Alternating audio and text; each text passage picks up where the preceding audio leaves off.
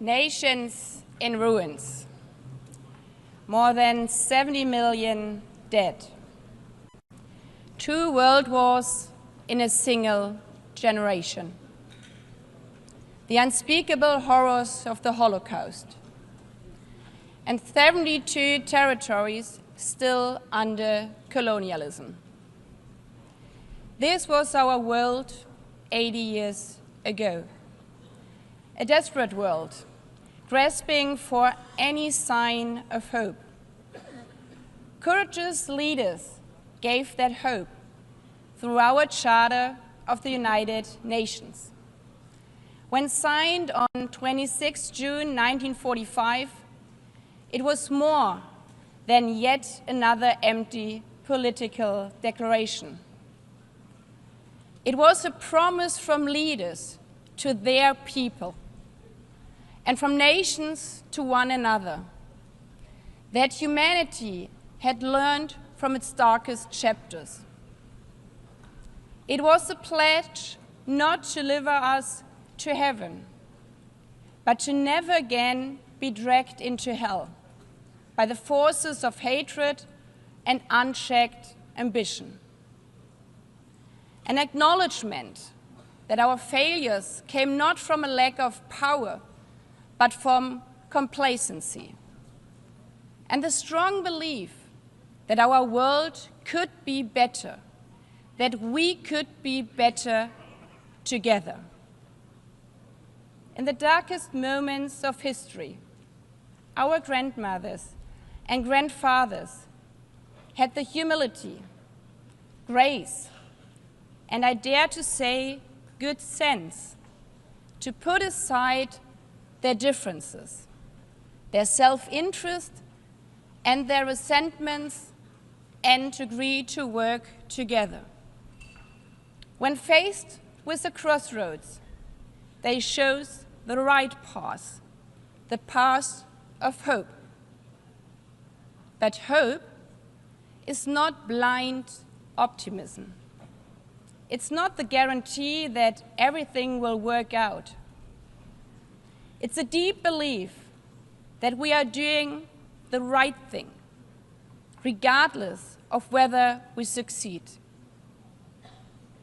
Today, the hours indeed feel dark once again. We stand at a similar crossroads.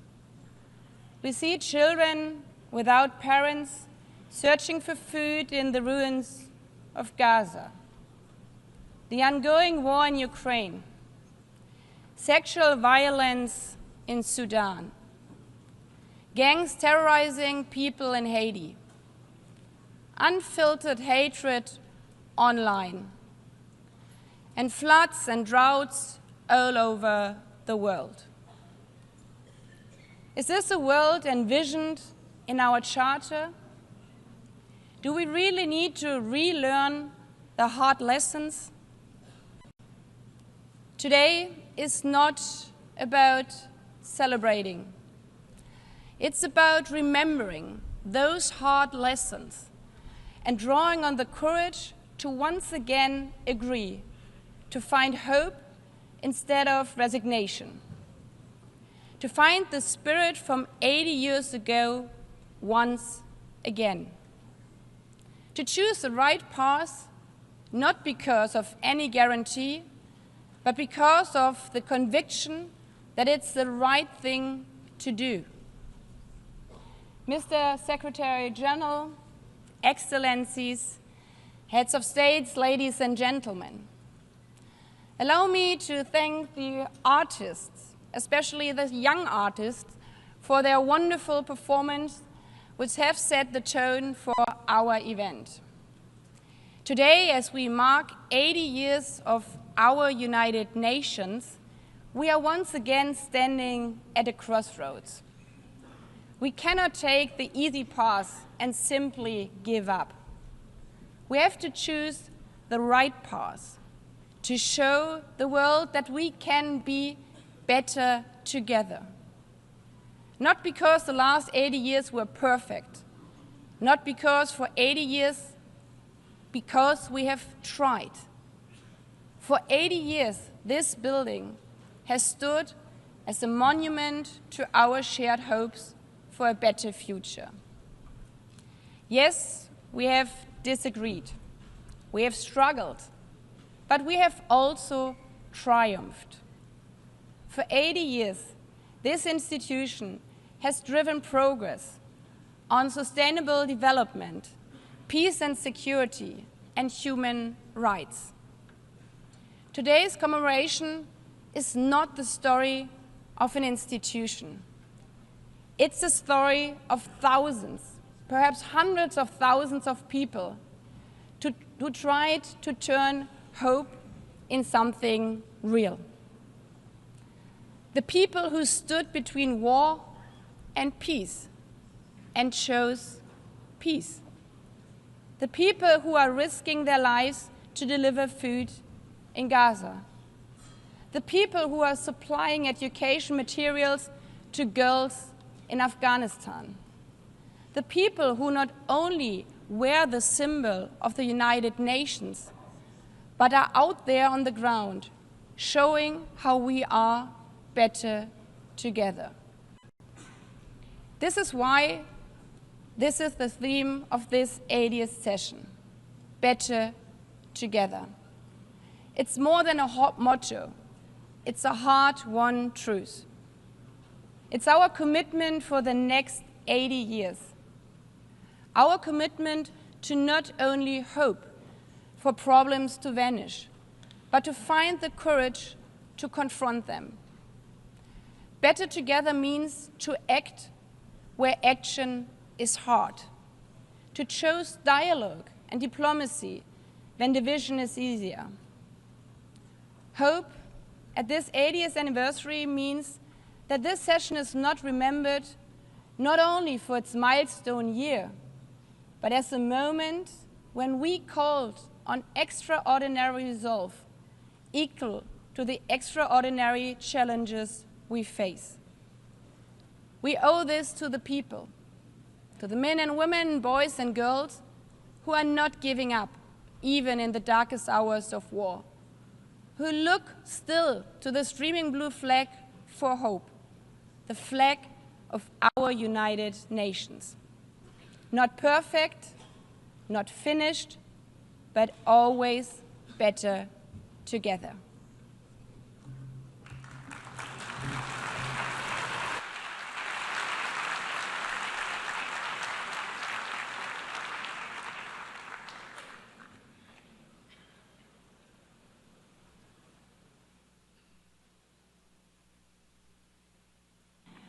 I now invite delegations to view a short film on the occasion of the 80th anniversary of the establishment of the United Nations entitled Better Together.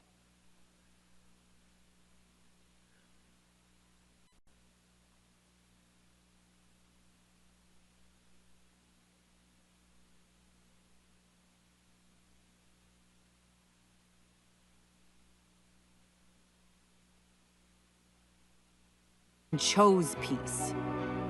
People who said, dignity cannot be broken.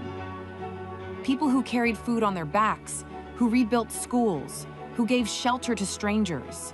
People who stood for the earth before it was too late. And the people who will carry it forward. The young, the unheard, the unstoppable. For 80 years, this has been and will be the work of humanity. Not perfect, not finished, but always better together. 80 years and more for peace, human rights, and sustainable development. UN. Better together. I give the floor to His Excellency Antonio Guterres, Secretary General of the United Nations.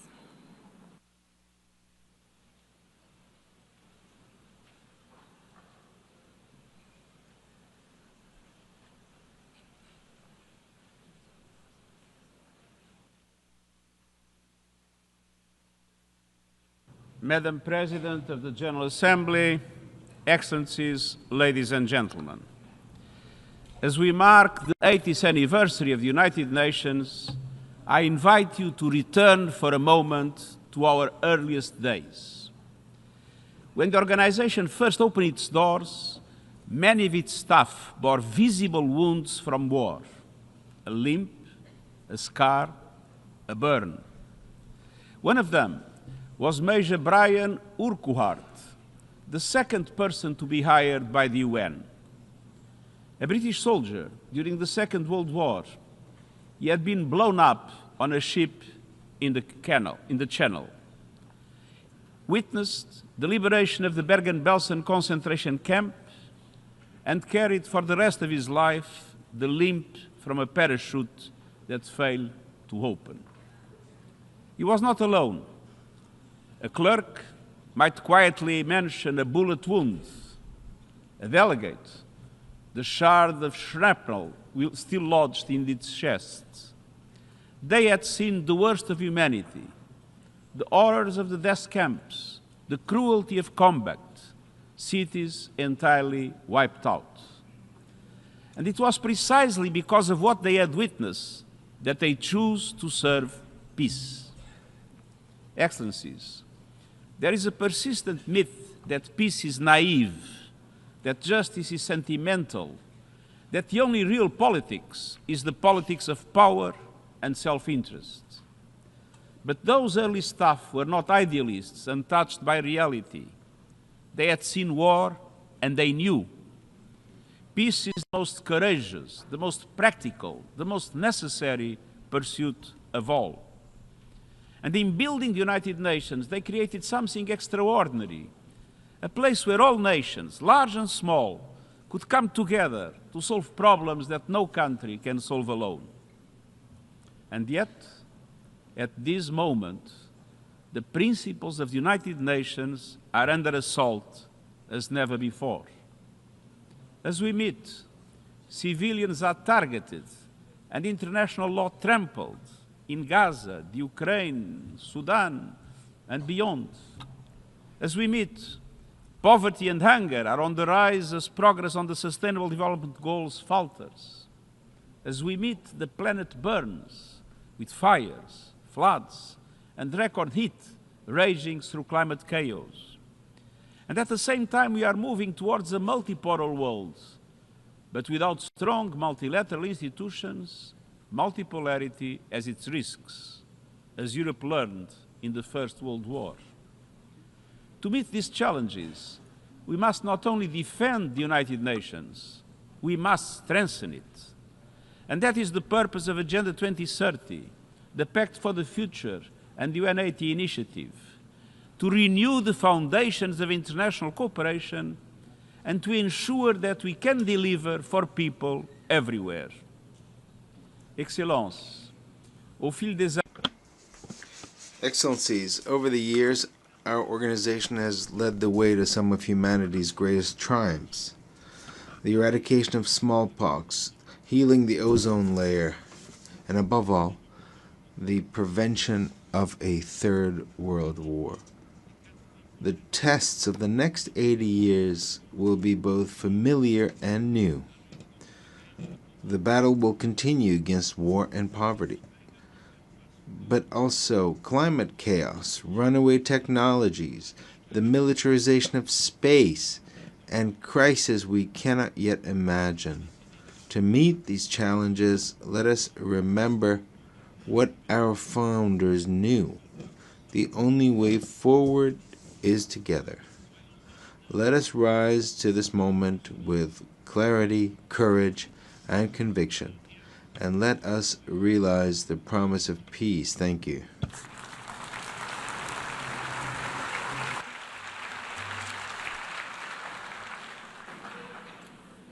I thank the Secretary General.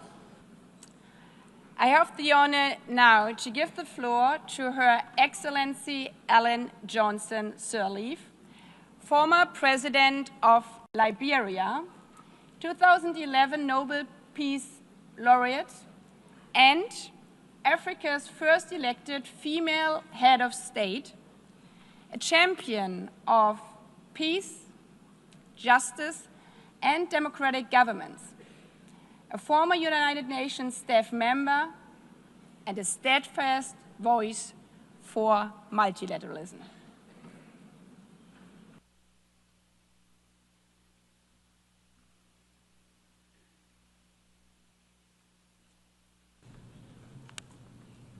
Excellencies, Madam President of the General Assembly,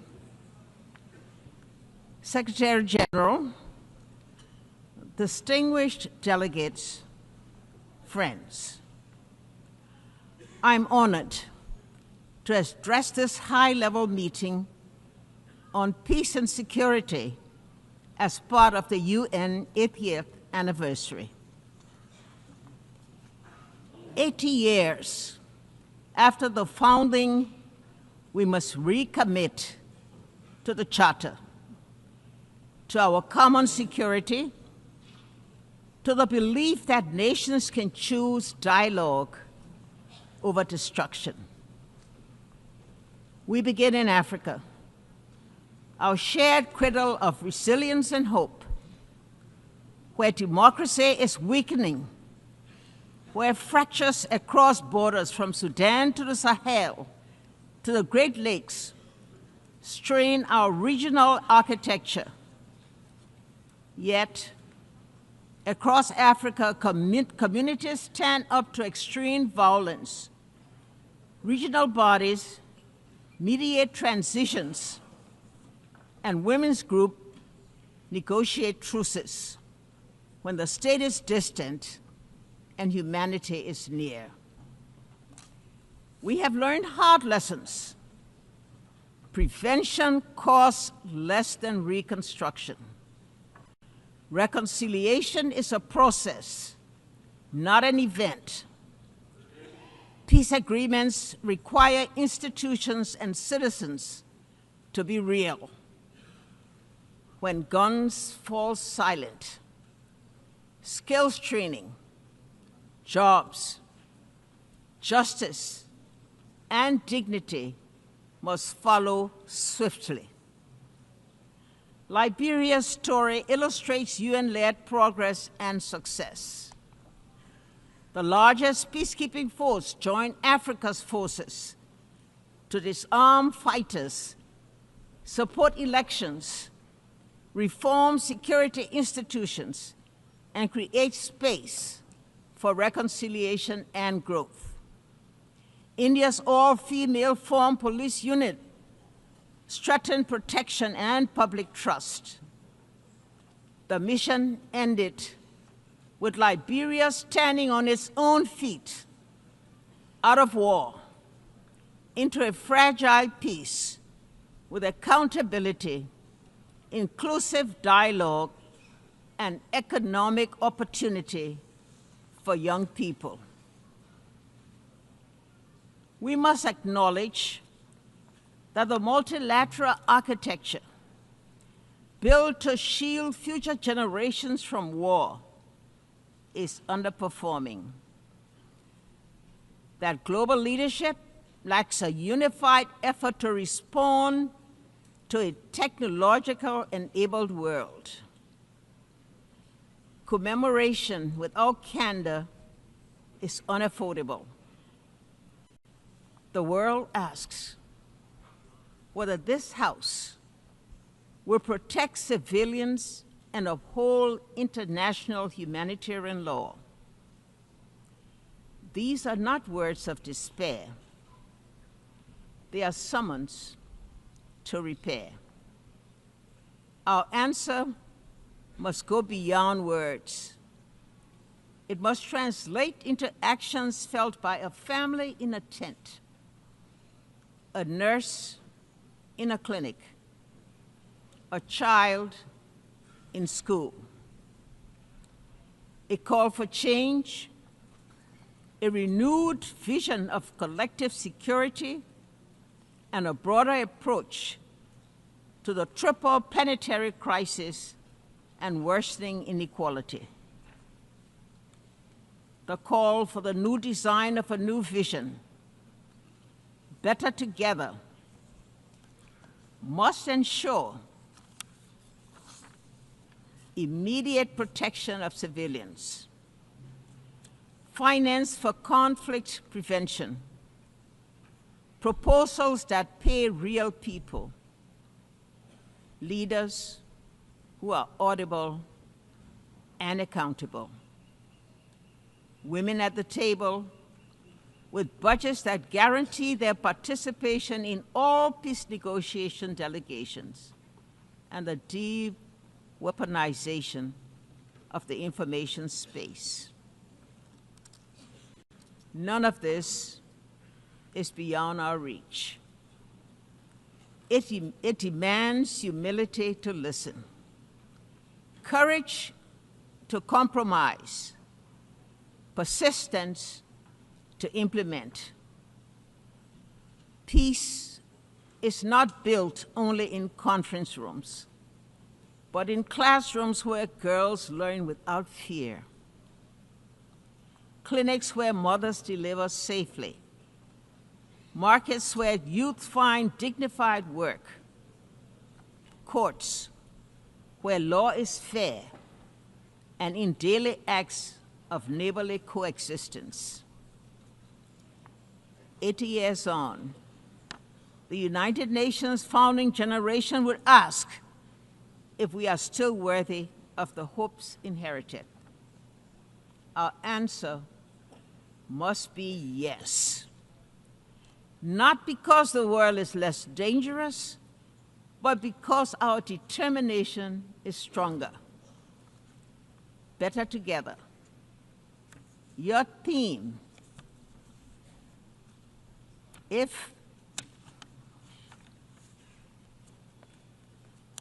better together, your theme, it must be a strategy. Regional bodies and the UN working together. Civil society and governments co-designing solutions. Women and men sharing power equally. Truth and reconciliation traveling the same road. Let us leave this anniversary with concrete commitments, funded priorities, and a timetable for action. Show those in shelters, standing in the bread lines, and awaiting news of loved ones that the United Nations, as it celebrates its 80th year, remains a place of peace, a place of refuge, a place of unity, and a place of hope. I thank you.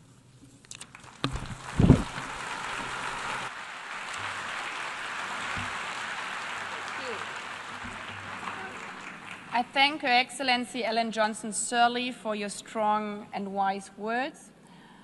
I now give the floor to Her Excellency Gro Harlem Brundtland, former Prime Minister of Norway, former Director General of the World Health Organization, a medical doctor committed to health as a human right, and instrumental in placing sustainable development at the forefront of our international agenda.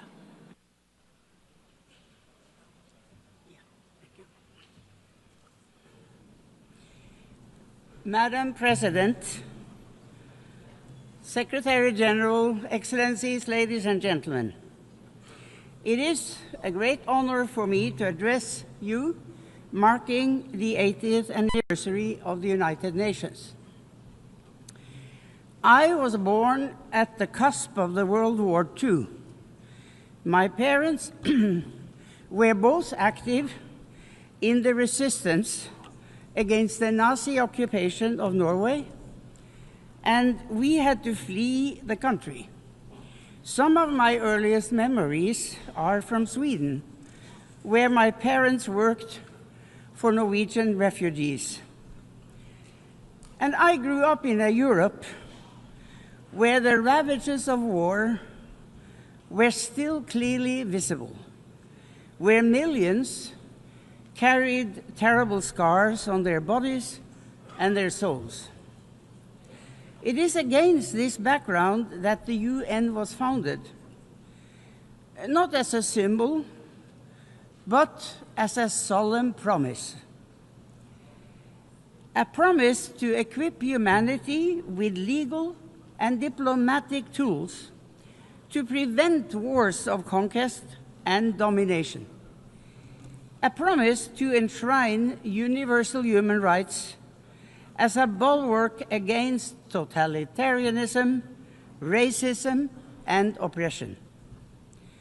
A promise to foster peace, development, and dignity for all people.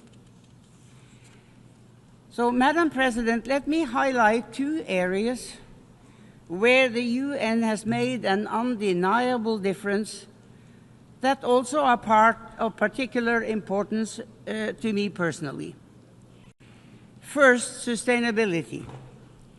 When Secretary General Javier Perez de Cuellar asked me to chair the World Commission on Environment and Development, I accepted with great humility. And I am very proud of the report we produced, Our Common Future. It helped cement the concept of sustainable development in our collective consciousness. Thanks to UN-led efforts, we started charting a path towards economic development that does not destroy the basis of life for future generations, our climate and our natural environment. But we are today exceeding the planet's boundaries and approaching tipping points where there is no way back. Over 80% of the targets under the Sustainable Development Goals are today off track. Second, President, gender equality. During the UN's International Year Women's Year in 1975, I had just entered government for the first time. Many of my male colleagues hardly knew how to deal with me. In 1979 came the UN Convention on the Elimination of All Forms of Discrimination against Women. In 1981, I became Prime Minister for the first time. In 1995, 30 years ago this month, I delivered my address at the 4th World Conference on Women in Beijing. I spoke of the moral and economic imperative to end gender apartheid. I believed too optimistically that we would have come further by now. I did not foresee the intensity of the pushback that would come. Even today, there are countries where not a single woman sits in the highest decision-making bodies, including among the P5. But despite such adversity, the UN has methodically worked to strengthen the position of women through education, through microfinance, through work for sexual and reproductive rights and health, and through intense and effective advocacy work. With resolve and determination, we will get there in the end. So, Madam President, I have lived longer than most of you. I have witnessed the tangible differences the UN makes through economic upturns and downturns, political ebbs and flows. I have no patience for those who dismiss the UN as outdated. We are going through a time of great geopolitical shifts and impressive, but also frightening, technological development. The UN as our common hub for getting the facts on the table, debating and deciding on solutions, and acting is more important than ever. We owe that not just to ourselves, but to the generations to come. Thank you.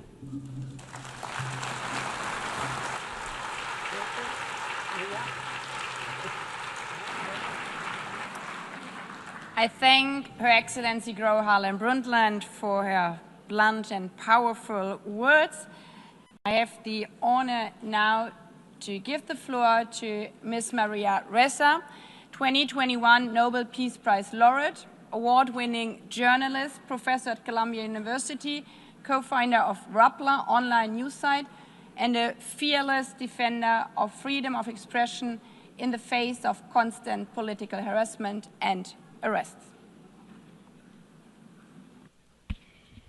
President Baerbock, Secretary General Guterres, distinguished delegates, ladies and gentlemen.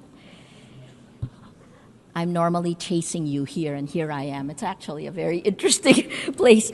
Look, 80 years ago, this institution was born to prevent humanity from destroying itself. Never again, after fascism manipulated information, eroded truth, and dehumanized entire populations to enable genocide and global war. Today, we stand on the rubble of the world that was, and the challenge is to rebuild the United Nations for now, for this moment, when similar forces that led to those atrocities 80 years ago are now surging through digital platforms, insidiously manipulating us for power and profit. The biggest battle we face today is impunity, and it leads to our dehumanization in both the physical world, where wars rage from Ukraine to Gaza, and in the virtual world, where our minds and emotions are manipulated by surveillance capitalism for profit. To fight that, we need information integrity to remind us to be human. I became a journalist because information is power. But news groups lost our gatekeeping powers when an atom bomb exploded in our information ecosystem, a technological one that's silently destroying the very foundations the UN was built to protect. This is the deadliest period for journalists in recorded history. More than 240 journalists killed in Gaza alone. More than died in World War I, World War II, Vietnam, and the former Yugoslavia combined. This is unprecedented. They're targeted, and there must be accountability. We're living through an information Armageddon, where lies spread 6 times faster than facts on social media. That's a 2018 MIT study. It is so much worse today with generative AI. And the 3 sentences I've said over and over since 2016, without facts, you can't have truth. Without truth, you can't have trust. Without these 3, we don't have a shared reality. We can't begin to solve any problems, let alone the existential ones you heard from the speakers before me. We cannot have journalism, we cannot have electoral integrity, we cannot have democracy. This is manipulation of human behavior at the cellular levels of our countries. Algorithms reward outrage over empathy, spreading fear, anger, and hate, pumping us full of toxic sludge. Regulating technology isn't a free speech issue, it's about public safety. Because, as has been proven time and time again, online violence is real-world violence. As a Filipino, I'm proud that my country was a charter member of the United Nations, one of only 3 Asian founding nations. Our commitment to multilateralism and peace runs deep. But that legacy was tested under the Duterte administration. Among the actions it took, it filed 11 criminal charges against me in a little over a year. Until today, I still need Supreme Court approval to be here. But I'm here.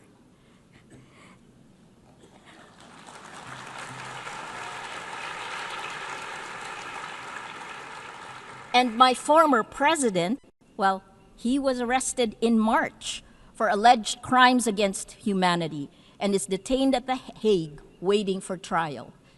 Impunity ends. The rule of law, championed now by the Philippines as it chairs the 6th Committee on Legal Questions, ultimately prevailed. We moved to it. The trends are clear. We are electing illiberal leaders democratically. As of March this year, VDEM said that 72% of the world is now under authoritarian rule. So we turn to you at the UN. It has its critics because you have to move faster. Security Council votes paralyze action on major crises. Outdated representation excludes rising powers. Bureaucratic processes respond too slowly to urgent threats. But as you know, the solution isn't to abandon multilateralism, it's to strengthen it by addressing the very impunity that undermines international law. At this time of creative destruction, I implore you to create. Here are 3 solutions. First, end big tech impunity through global accountability. We need binding standards for international to restore and regulate information integrity, just as we have for nuclear weapons and climate change.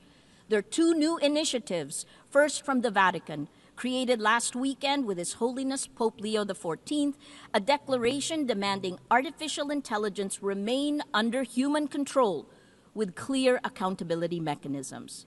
The second one will be launched later today, a global call for AI red lines, which more than 200 of us have signed. We urge your governments to establish clear international boundaries to prevent universally unacceptable risks for AI, at the very least define what AI should never be allowed to do. Second, build alternative infrastructures for trust. It isn't just big tech that failed to protect the public in the virtual world, it's also you, the governments. At Rappler, we built a chat app using open source protocols. Countries that care about data privacy, France, Germany, all their government websites are on the Matrix protocol.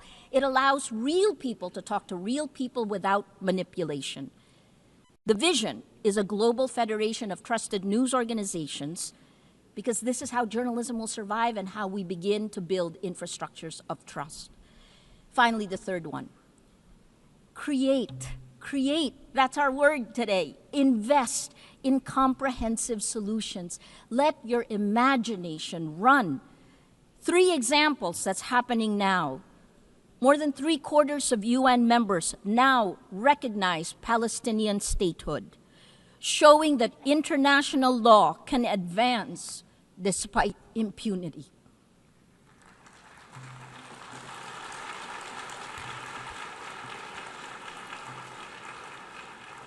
On gender, the Nobel Women's Initiative have demonstrated that in nearly every conflict around the world, women are leading efforts for peace, defying displacement, patriarchy, gender apartheid, and militarized violence every day. And finally, on Wednesday, Demokrasya Siyempre, 20 nations will pledge to strengthen democratic institutions and fight for information integrity. More than 40 Nobel laureates we have gathered together to support this multilateral initiative led by the Global South. Information integrity is the mother of all battles. Win this, and we can win the rest. Lose this, and we lose everything. Please choose courage over comfort, facts over fiction, hope over fear.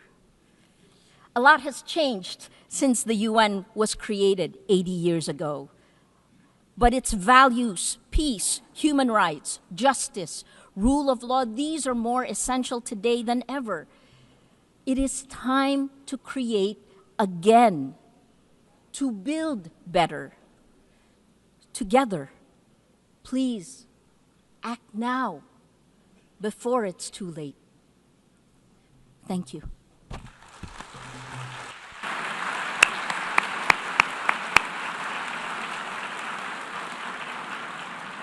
I thank Maria Ressa also for her very powerful words. I now invite Ms. Mariam Burka, United Nations Global Advocate for Peace and youth leader, whose work bridges art, activism, championing women's rights, youth empowerment, and peace building, to recite a poem.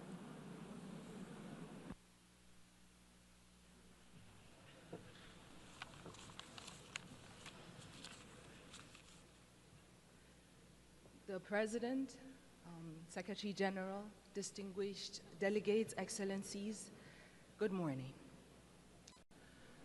Walking these halls, I realized that the United Nations was not built from harmony. It grew out of the ashes of war and the grief watered by the collective memory of what happens when dialogue and cooperation fails. Its foundation is not peace achieved, but peace pursued, fragile, imperfect, necessary, not just worth fighting for, but requiring a fight. And today, 80 years on, we gather to honor what has been achieved. Nations rebuilt, walls of division lowered, millions lifted by the shared will. But these are victories worth remembering, but the story is unfinished. The cracks in the foundation calls us to repair, to act, not to retreat.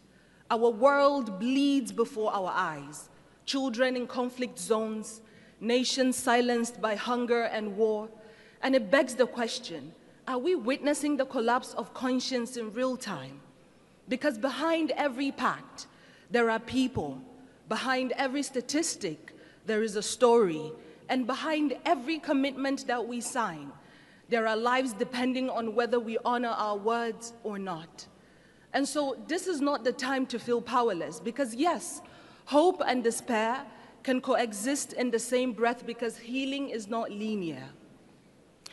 The United Nations is not a monument, it is a mirror, and it reflects what we have dared to imagine 80 years ago, and today, here, it asks, will we dare again? Will we dare to work better together? Because if the past proves that we can build peace from ashes, then the present demands that we build it again, louder, braver, together.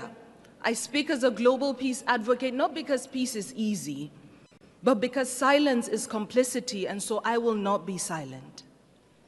You know, I used to think that peace was a place, a final destination we arrive at after all wars have ended.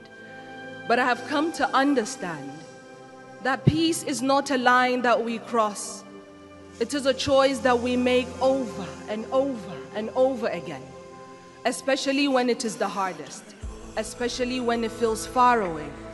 Peace is not a silence we force into people's mouths. It is not the absence of war, but the presence of understanding. Peace is a child learning to sleep again without flinching at the wind. It is a mother not having to choose between bread and dignity. It is a father not having to swallow his voice to feel like a man. Peace is messy, like forgiveness.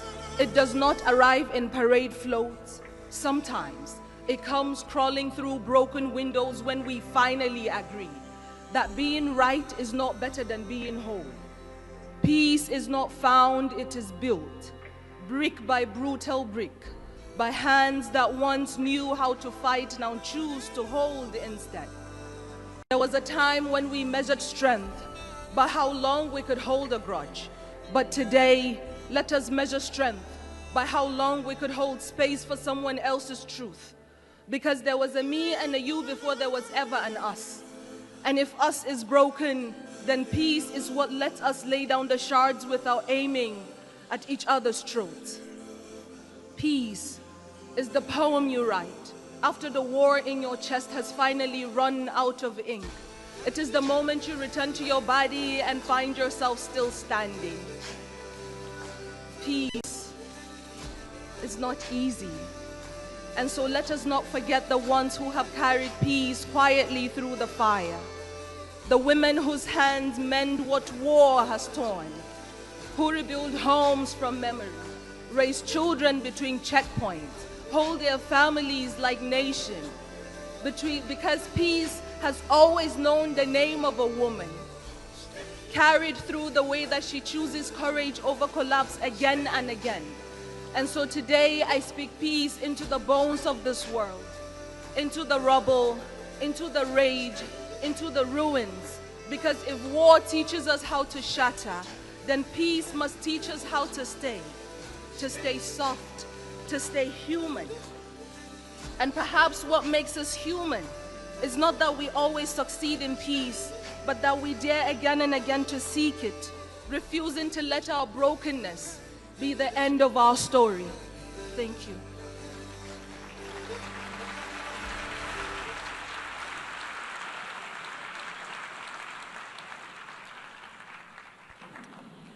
I thank Ms. Burkhan, and as we conclude and after listening to this beautiful poem, let me emphasize again, peace is only a word and better together is only a slogan until we embrace it.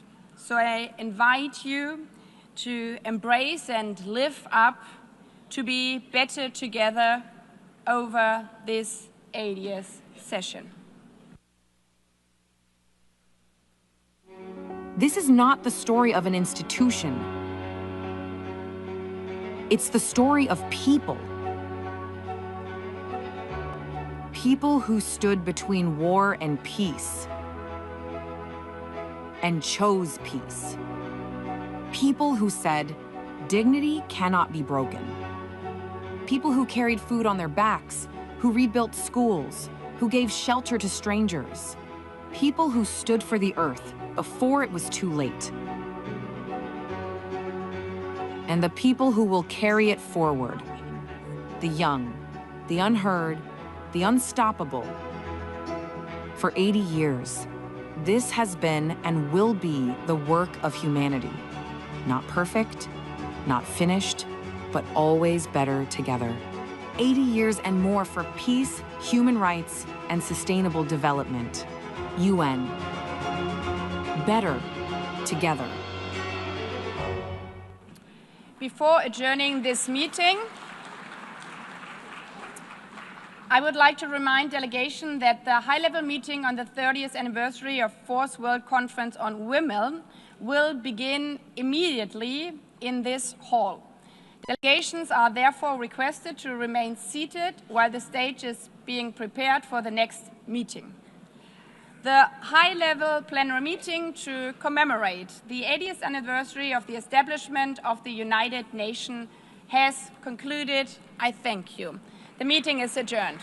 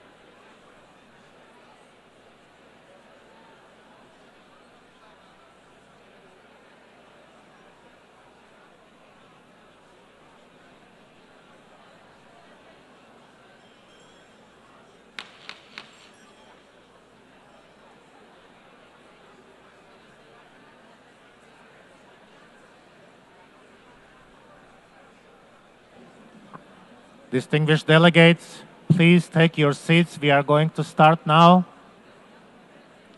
Please take your seats.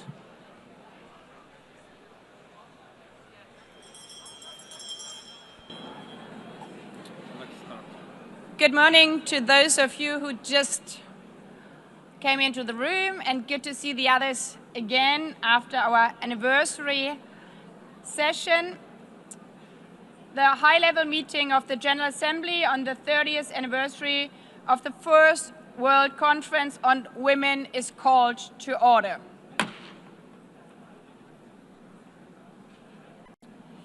Heads of state and government, Secretary General of the United Nations, Excellencies, distinguished delegates, distinguished participants. I warmly welcome all of you to this high-level meeting convened to mark the 30th anniversary of the Fourth World Conference on Women and to renew our resolve to fully implement the Beijing Declaration and Platform for Action. This high-level meeting is held on the theme Recommitting to, Resourcing and Accelerating the Implementation of the Beijing Declaration and Platform for Action to achieve gender equality and the empowerment of all women and girls, in accordance with General Assembly Resolution 79/288 of 7th May 2025. Allow me now to make a statement as President of the General Assembly.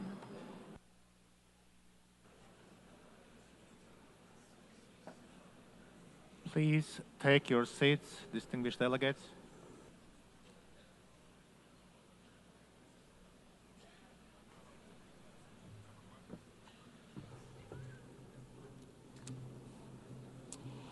Human rights are women's rights, and women's rights are human rights, once and for all.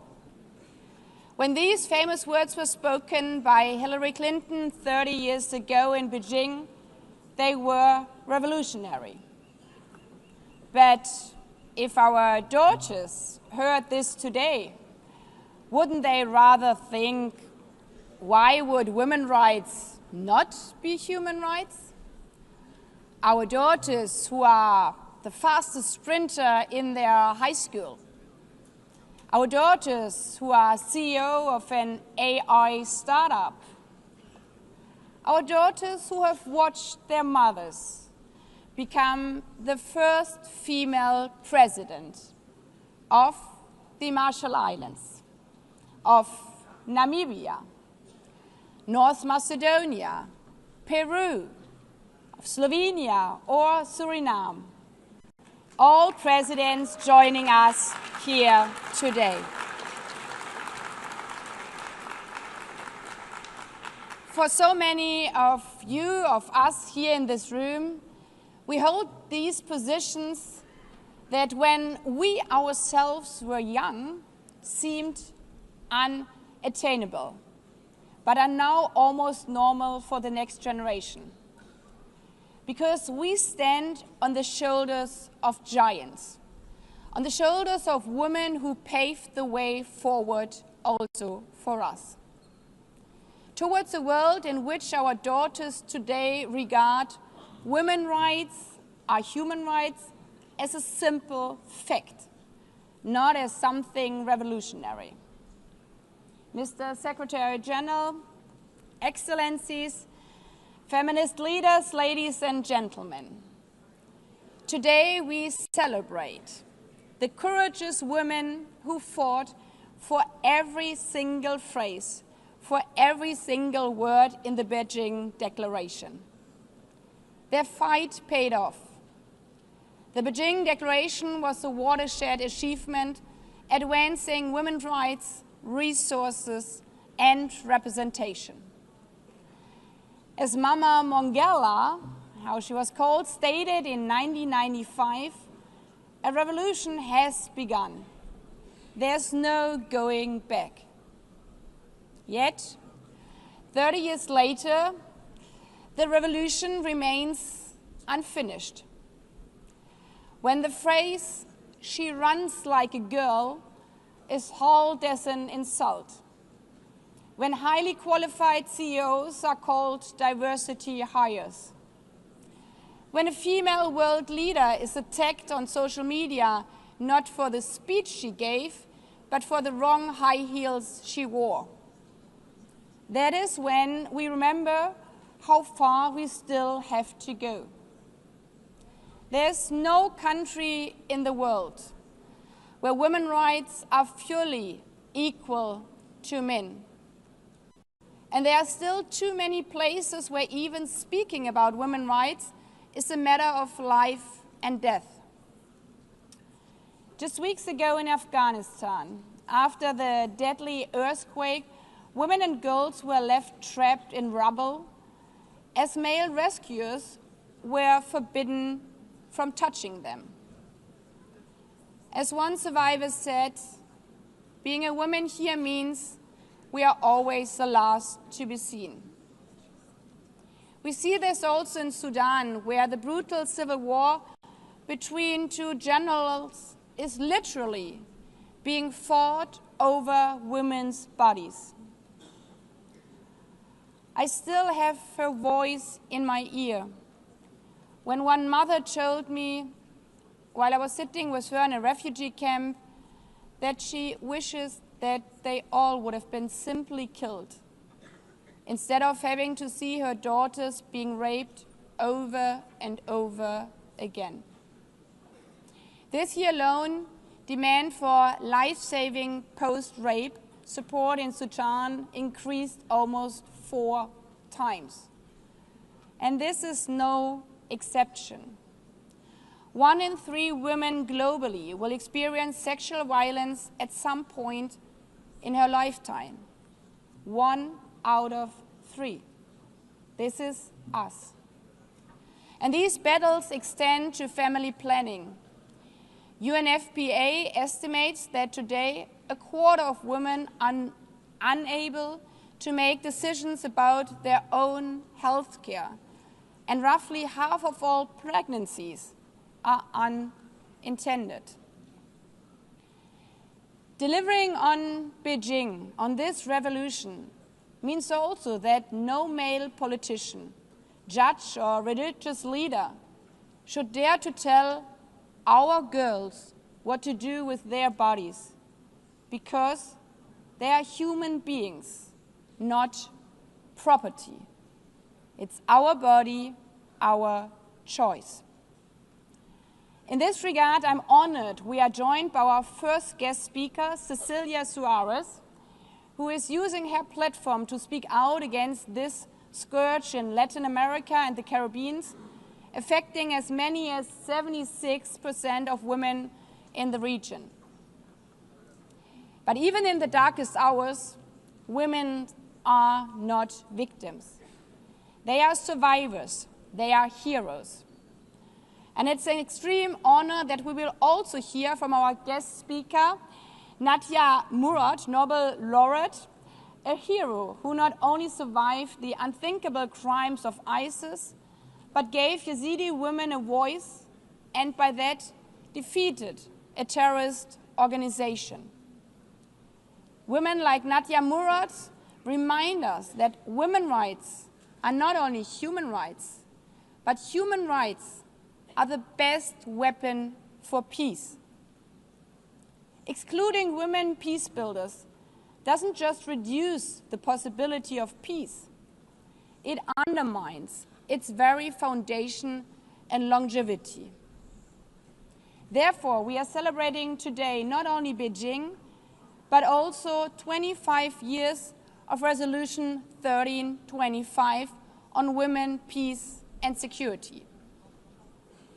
Excellencies, Beijing and Resolution 1325 promised not only rights, but also resources. And there, the revolution has barely begun. At the current rate, reaching economic equality will take 123 years. But women's economic empowerment is not just about doing a favor for women, but a favor for every society, every economy. As they say, it's economics, stupid. Closing the gender gap would increase global GDP by $7 trillion US.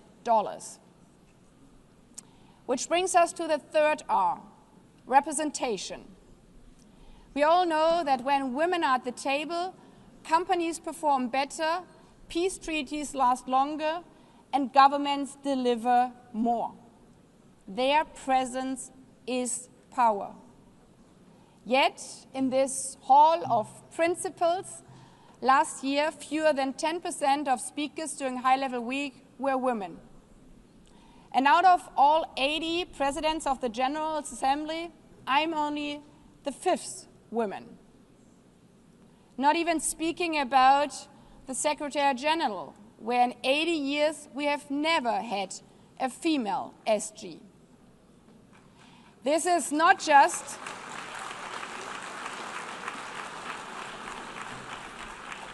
This is, as we can hear, not just a matter of representation, it's a matter of credibility to practice what we preach. But it's not only who is leading, it is how we lead. Leadership means collaboration. The theme of this 80th session overall is better together. A motto which also guided Beijing, where so many women came together in networks like Femnet, led by Memory Kachamba, a guest speaker here also today. Ladies and gentlemen, today we celebrate this spirit of better together and the courage of the women who paved the path to Beijing and beyond. But tomorrow we go back to work. As female presidents, as male presidents, as Olympic sprinters, as CEOs, as ordinary mothers and daughters. And just in case, while finishing the revolution from Beijing, we might hear that contemptuous phrase, "you'll run like a girl," we should remember what little girls all around the world would do. Exactly that. Proudly run like a girl, fast as hell, even in high heels, showing that women's rights are always human rights, that they are our rights, our future.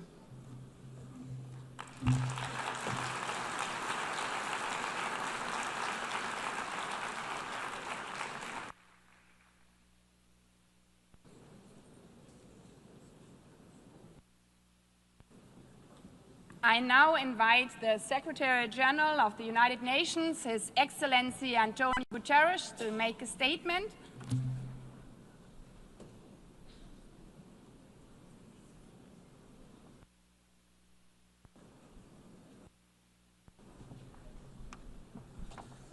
Madam President of the General Assembly, Excellencies, dear friends, 30 years ago, the world came together to affirm that the rights of women and girls are not separate, secondary, or negotiable.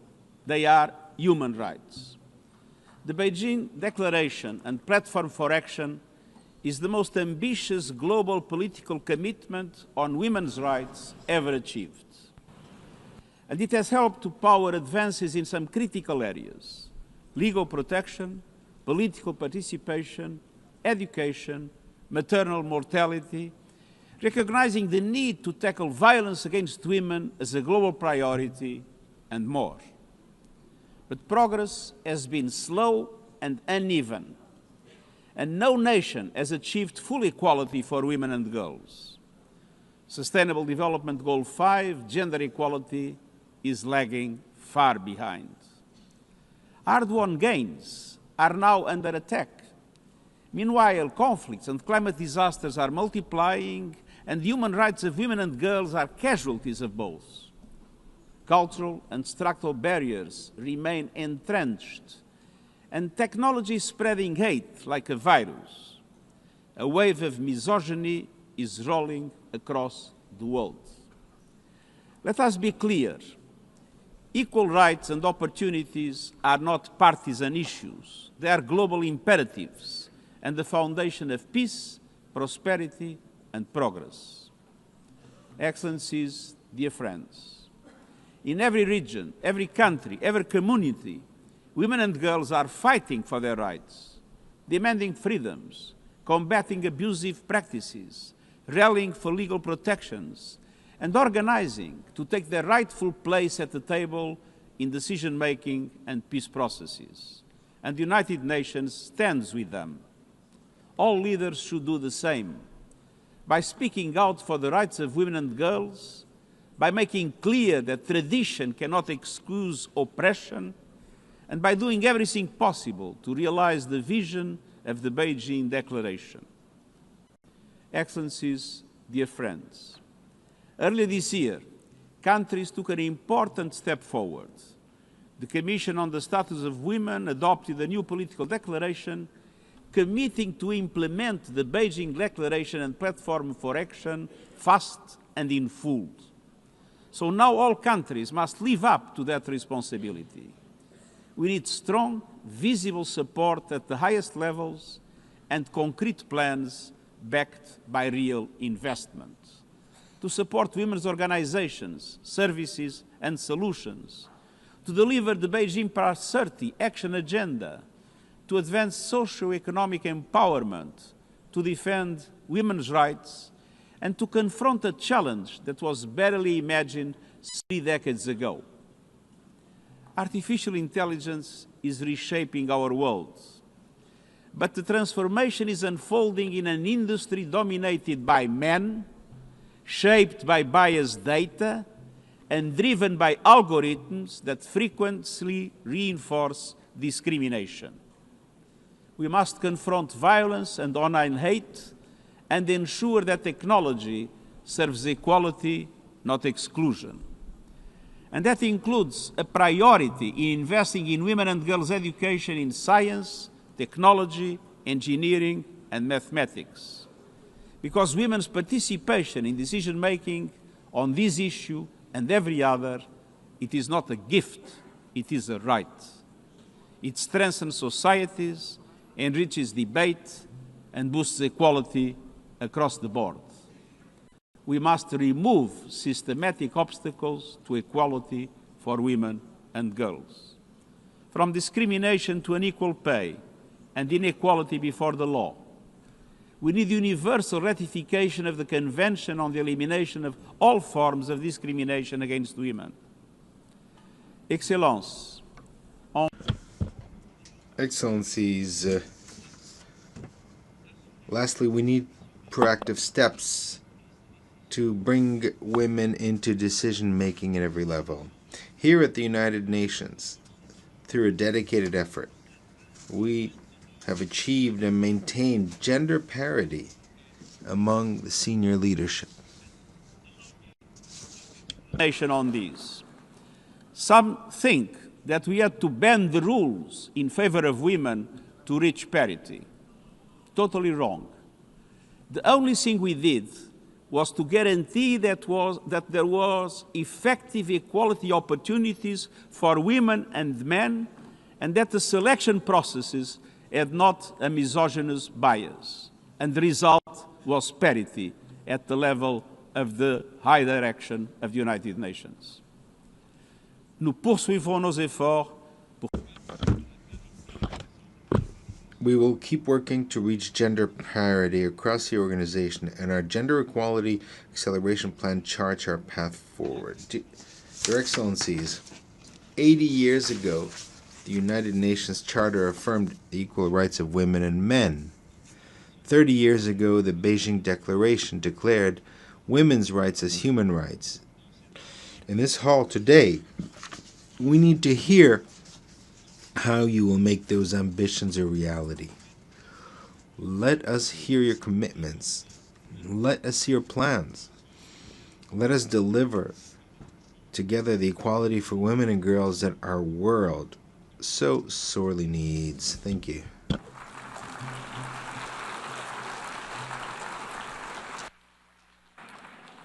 I thank the Secretary General, I now invite Her Excellency Huang Shouwei, Deputy Head of the National Working Committee on Children and Women of the State Council of China, as host of the 4th World Conference on Women, to make a statement.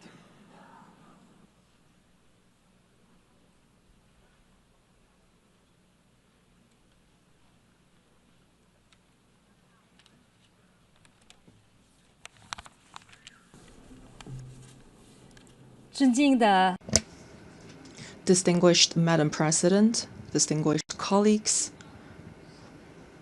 China commends the General Assembly for convening this meeting to mark the 30th anniversary of the Beijing World Conference on Women. Just as what Madam President stated, the Beijing Declaration and Platform for Action for Women has a milestone kind of significance. It is a source of wisdom and strength, and it continues to provide a blueprint for action that continues to guide global efforts towards gender equality. Over the past 3 decades, the World Conference on Women has been a catalyst for tremendous change, from advancing legal reforms to expanding social services, from empowering women to enhancing their participation. Countries have made notable strides toward gender equality. Countless women have undergone profound transformations, moving from silence to voice, from the margins to the center, and from dependence to independence. These achievements testify to the foresight and enduring vitality of the Beijing Declaration and Platform for Action. Gender equality is not only a human right, but also a powerful driver of sustainable development. For the past 30 years, as host of the Beijing Conference on Women, China has honored its commitments through concrete action.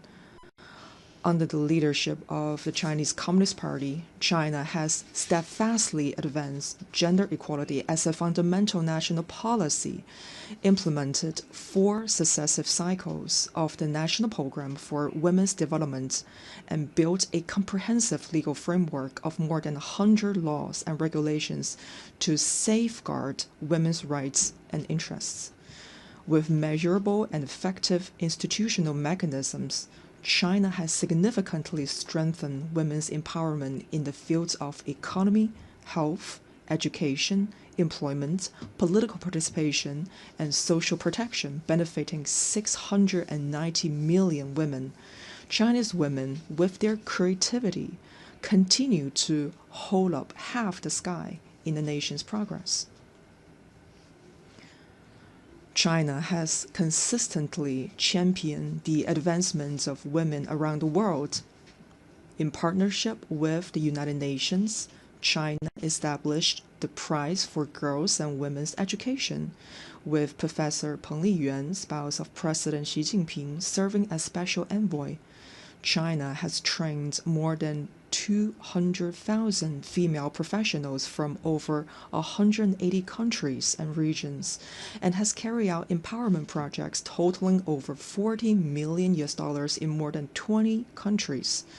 The Global Center for Digital Empowerment of Women, established by China, offers a new platform to help bridge the digital gender divide and to promote women's meaningful participation in AI development. Distinguished Madam President, colleagues, at present, this century's profound transformation is accelerating, and the global governance stands at a critical crossroads. Nearly 10% of women remain trapped in extreme poverty. More than 600 million women lived amid conflict, and violence against women, discrimination, and economic inequality continue. developing countries face an annual funding gap of $420 billion for gender equality. These challenges call for urgent, more proactive, and pragmatic action. Chinese President Xi Jinping's proposal for a global governance initiative comes at a critical juncture. Advancing gender equality and the full development of women requires strengthened international cooperation, accelerated action, and sustained commitments. At this new starting point, China calls for the following: continued advancement of the equal development of women. Safeguarding women's rights and interests should be elevated as a national priority and embedded as a social norm. The allocation of resources to this end should be increased to ensure women's equal access to opportunities and their full participation. Continued empowerment of women in innovation and development. Quality education for women and girls should be provided. Digital technologies should be harnessed to strengthen their capabilities, support their leadership, and unlock their innovative potential. Continue to promote the shared development of women worldwide. All countries should uphold genuine multilateralism and fully leverage the vital role of the UN, deepen South-South cooperation and North-South dialogue, and expand financial and technical support for developing countries, leaving no woman or girl behind.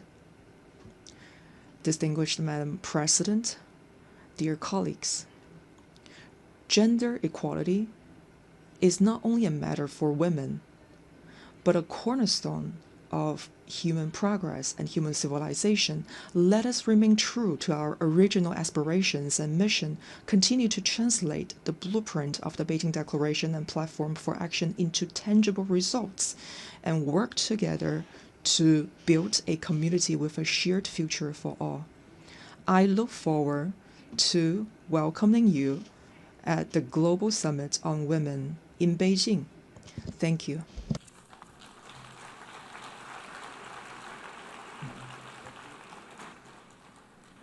I thank the Deputy Head of the National Working Committee on Children and Women of the State Council of China.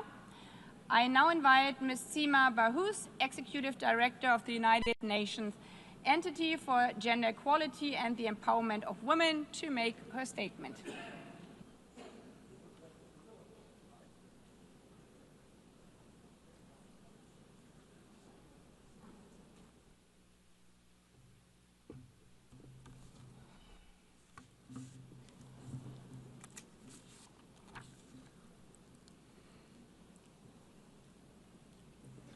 Madam President of the General Assembly, Secretary General, distinguished heads of state and government, Your Majesties, ministers, excellencies. 30 years ago, the Beijing Declaration and Platform for Action changed the world. It brought the UN Charter's principles and promises to life for women and girls: human rights, dignity, equality. To this day, the Beijing Declaration remains the most visionary, groundbreaking, and far-reaching global agenda for gender equality and women's rights. And it has delivered. Today, girls are far more likely to finish school than any other moment in history. Maternal deaths have nearly halved. The number of women in parliament has more than doubled. And nearly every country has laws to end violence against women and girls. And in just the last 5 years alone, nearly 100 discriminatory laws have been reversed. Every step forward was hard-won by feminist movements, by governments, by the multilateral system. And every step forward proved the same truth: gender equality works. But progress has not been fast enough, wide enough, or deep enough. and in too many places it is being reversed. On our current path, 351 million women and girls will still live in extreme poverty by 2030. And today, 676 million women and girls live within reach of deadly conflict, the highest recorded since the 1990s. Women and girls in crises suffer unspeakable atrocities, hunger and violence, from Afghanistan, the DRC, Gaza, the Sudan, Ukraine, to Yemen and beyond. Women and girls bear the brunt of crisis. We owe it to them to spare no effort in the pursuit for peace. Excellencies, the very systems built to advance and fund gender equality are being hollowed out quietly but deliberately. This is not just regression, it is retreat. But the future is not fixed. Another path is still possible. Excellencies, as we commemorate 80 years of the United Nations and 30 years since the Beijing Declaration, 2025 must be our turning point. This is why, in this pivotal year, we asked governments to recommit with bold, measurable actions across a roadmap of 6 priority areas. And you answered. 108 governments have stepped forward with 196 national actions on the Beijing Plus 30 action agenda. You are investing in care systems, strengthening gender data, and funding women peace builders on the front lines. You are putting power, protection, and possibility in the hands of women and girls.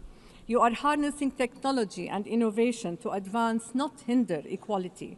And you are enacting laws to protect women and girls from violence. Your actions reflect partnerships with feminist movements who have carried this agenda through times of backlash and breakthrough alike. Importantly, your actions prioritize the leadership and voice of adolescent girls and women. These actions form a map of the possible, and we know what that possible can deliver when we come together. Just this past week, you took another step forward together when you adopted by consensus the resolution to revitalize the Commission on the Status of Women, a timely legacy of Beijing Plus 30. I applaud you for this. This is multilateralism at its best. Excellencies, your words today must be matched by courage tomorrow. In the policies you pass, in the budgets you allocate, and the change you drive together with and for women. Because gender equality remains a unifying force for the world. Let history remember 2025 as the year we stood our ground for ceasefires, for peace, for justice, for equal rights, for sustainable development, and for prosperity for all women, for all girls, for all humanity. I thank you.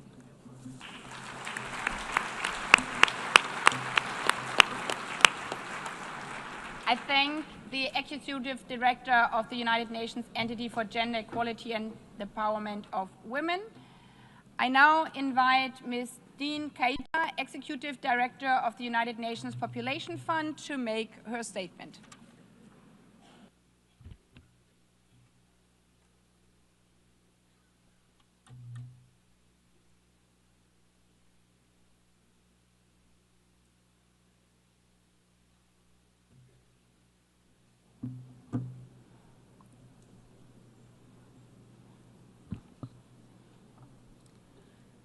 Mr. Secretary General, Madam President, Excellencies, esteemed colleagues.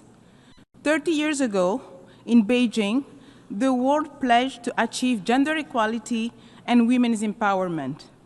1 year earlier, at the International Conference on Population and Development in Cairo, government affirmed that sexual and reproductive health and reproductive rights are a precondition for women empowerment and essential to dignity and development. Population, sexual reproductive health and rights, and gender equality are inextricably linked. Beijing and Cairo go hand in hand, mutually reinforcing and universal. Today, we gather not only to commemorate, but also to thank the member states for their effort. While significant progress has been made, it is fragile. Too many women still die giving birth. Too many women and girls are denied safety and opportunity. Millions of youth and marginalized people do not have their most basic needs met. And new threats are rising: climate change, increasing conflict, digital world where technology, including artificial intelligence, can be fabulous opportunities when used properly, instead of being weaponized against women and girls. Demographic shifts are reshaping societies. Rapid population growth in some regions, aging in others, rising migration, systems are strained, inequalities deepen, reproductive rights come under threat. Excellences, je m'adresse à vous. Excellencies, I address you today as the new Executive Director of UNFPA. I take on this responsibility with humility and determination. I am determined to protect what has been achieved and to stand up for human rights and to go further together so that the promises made in Beijing and Cairo are finally upheld. The United Nations Population Fund is at your side, alongside the partners in the United Nations, civil society, and particularly women's organizations and networks as they continue their tireless work to promote the rights and choices of women and girls in all their diversity. UNFPA's contribution to these efforts is unique. As a public health and population agency, we work to ensure that every woman and girl can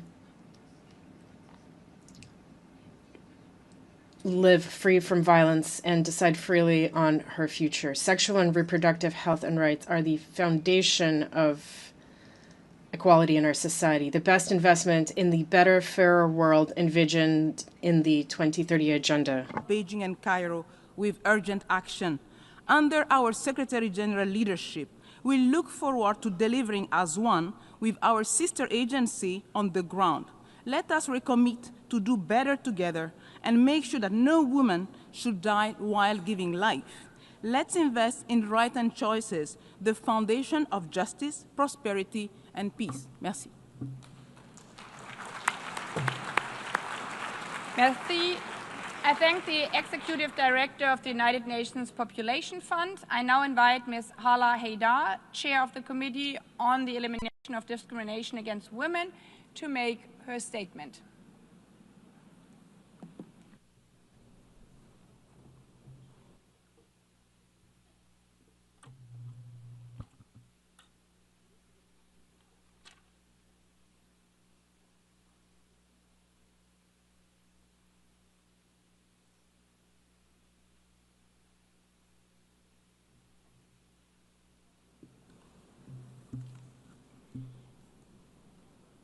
Madam President of the GA, Mr. Secretary General, Excellencies, ladies and gentlemen.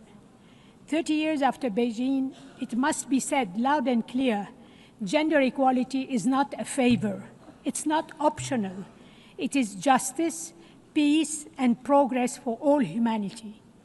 Beijing gave us a powerful blueprint. It mandated the world to tackle 12 urgent areas: poverty, education, violence, decision-making, among others. And it transformed global policies. We have made gains: stronger laws against gender-based violence, more girls in schools, and a growing recognition that women's rights are human rights. But let us be honest. We are at a crossroad. Around the world, we witness a backlash against women's human rights, their underrepresentation in decision-making, online abuse, and discrimination against women being coded into new technologies. Moreover, we are horrified by the impact of conflict on women and girls. This is why CEDAW, the committee and the convention, matters more than ever. Beijing gave us the vision. CEDAW gives us the compass. The convention is legally binding. It holds states to account and measures progress and turns promises into rights that cannot be taken away.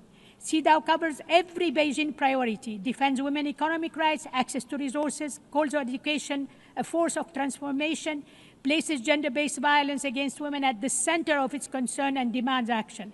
It advances women's voice in peace and security processes, and in that regard, CEDAW has just published an addendum on WPS. And with General Recommendation number 40 on the equal and inclusive representation of women in decision-making system, whose elaboration was supported by a large number of member states, it sets a bold roadmap for 50-50 parity in decision-making, not some distant day, but now. CEDAW is not a bystander. It's a driving force. It is addressing many emerging issues faced by women and girls in conflict, online abuse, stereotypes, and the gendered impacts of climate change. So today, let us stand together and say we will not go back. We will not allow the progress of the past 30 years to be undone. We will renew our commitments, demand accountability, and keep pushing until every woman and girl can live in freedom, equality, and dignity. Beijing gave us the blueprint. CEDAW gives us the compass. Today, as we celebrate Beijing Plus 30, I call on every government, in every institution, and every one of us. Let us turn today's momentum into a movement. Let us act united, boldly, urgently, until equality is no longer a dream, but the lived reality of every woman and girls everywhere. I thank you for your attention.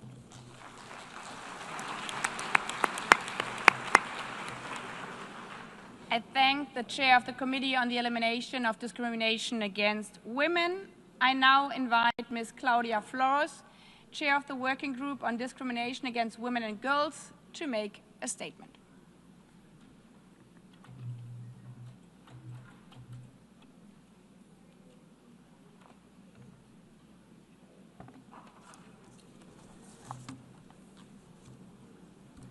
Excellencies, distinguished delegates and colleagues, it is an honor to join you in my capacity as chair of the UN Working Group on Discrimination Against Women and Girls. Thank you for including the working group in this landmark discussion. As we reflect on and reaffirm the Beijing Declaration and Platform for Action, we have both an opportunity but also a responsibility. We celebrate the gains of the last 30 years, recognizing that these victories, above all, belong to the brave women and girls human rights defenders who have pressed forward in the face of great restraints and risk. We also acknowledge the important progress achieved by member states in partnership with diverse stakeholders. As it marks its 15th anniversary, the working group has seen meaningful strides, from laws ensuring equal participation in public life, to reforms dismantling discrimination in family and cultural life, to new investments expanding women's and girls' economic rights. These advances demonstrate what is possible when states commit systematically to equality in all of its dimensions. Yet, we must also confront the reality that alongside this progress, and perhaps in response to it, a troubling wave of backlash threatens women and girls' rights worldwide, including challenges to the very concept of gender as the social and cultural norms and power relations we have built around sex. We see retrogressive narratives and policies designed to restrict rights and divide movements for dignity and equality. These are not abstract debates. They are concrete harms with grave costs for women and girls. In our most recent response, the working group, together with 30 independent mandate holders, issued a joint statement reaffirming the centrality of gender to the protection of human rights. Today, I urge states to act with determination to preserve international consensus and protect hard-won gains for women and girls. At the same time, we also recognize that these moments of challenge can be moments of opportunity. The working group remains committed to supporting states and stakeholders in advancing substantive gender equality as articulated in CEDAW. This year, through its forthcoming report on artificial intelligence and through the CREATE framework presented in its latest guidance, this framework offers a holistic and inclusive pathway to counter the gender backlash and to foster the transformation needed for a global community truly rooted in human dignity. Excellencies, while we celebrate the achievements of member states, civil society, the United Nations, all who are gathered here, we must also confront urgently and honestly what it will take to achieve gender equality. We can't afford another 30 years of effort only to see progress unravel. What is needed now is investment and political will to hold the line, the clarity to find ways forward amidst mounting challenges, and the integrity to trust women and girls as they continue to lead the way. Thank you.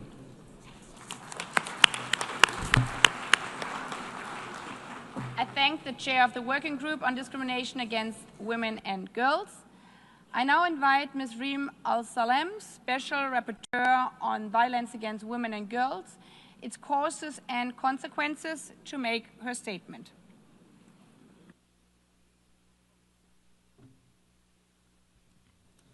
Madam President of the General Assembly, Mr. Secretary General, Excellencies.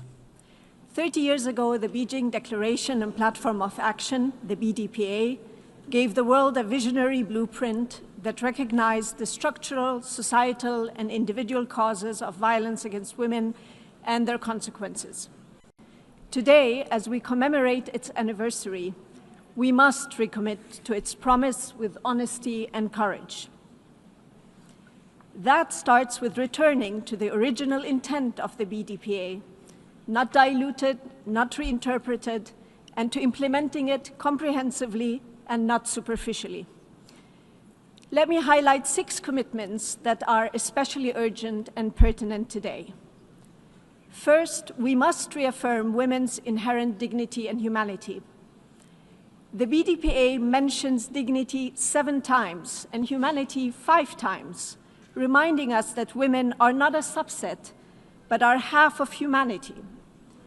Yet today, those words have vanished from our policy language as though women's most basic worth and rights could be set aside. If we lose the language of dignity and humanity, we lose the foundation of equality. Second, we must reclaim the material reality of being female.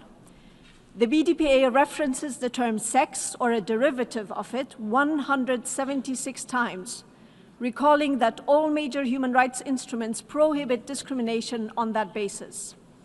And yet, 3 decades later, the architects of the BDPA would be in disbelief to learn that stating this truth is branded by some as hateful, outdated, and regressive. Third, we must confront the rampant commodification and objectification of women and girls. Their bodies, their sexuality, and even reproductive functions have been turned into products for the sale and purchase, creating patriarchal entitlements and control, both online and offline. The BDPA was gravely and rightly concerned with this exploitation, particularly of prostitution and trafficking for sexual exploitation, and urged states to prosecute those who profit from it. Today, we must finally heed that call.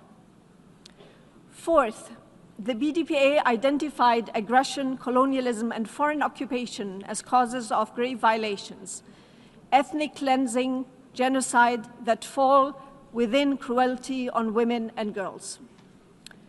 While governments stand idly by, women and girls, particularly in Palestine and in Afghanistan, are being intentionally and systematically targeted and destroyed. These atrocities and the impunity granted to their perpetrators expose the profound hypocrisy of governments who claim to defend women's rights while turning a blind eye to their annihilation. Fifth, the BDPA demanded accountability. But instead of an increased access to justice, we are seeing the opposite, on several fronts undermining rights hard won. Perpetrators of rape, trafficking, war crimes, and genocide walk free, flaunting their impunity while some governments boast of their support to them. And finally, the BDPA warned against excessive military spending, recognizing that militarization fuels violence against women while draining resources from peace, women empowerment, and ending violence, as well as social justice. Yet today, the global arms race intensifies, leaving women and girls to pay a hefty price. Excellencies, 30 years ago, states believed this agenda was achievable. If this was possible then, it is possible now, not as an act of charity, but as a necessity and undeniable right for women, for half of humanity.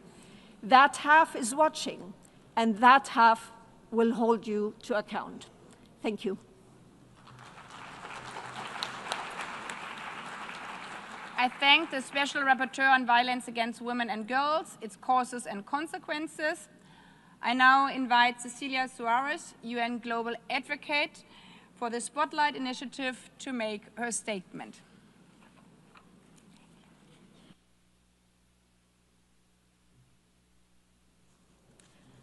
Good morning, Madam President, Secretary General, Excelencias, amigos. Nos reunimos como Excellencies, friends, we meet this month as every year to take a look at the world that we live, a complex world without a doubt, among multiple armed conflicts, a full-scale genocide, and an increasingly severe climate crisis, and an unstoppable advance of technology without a clear legal framework or a transparent one.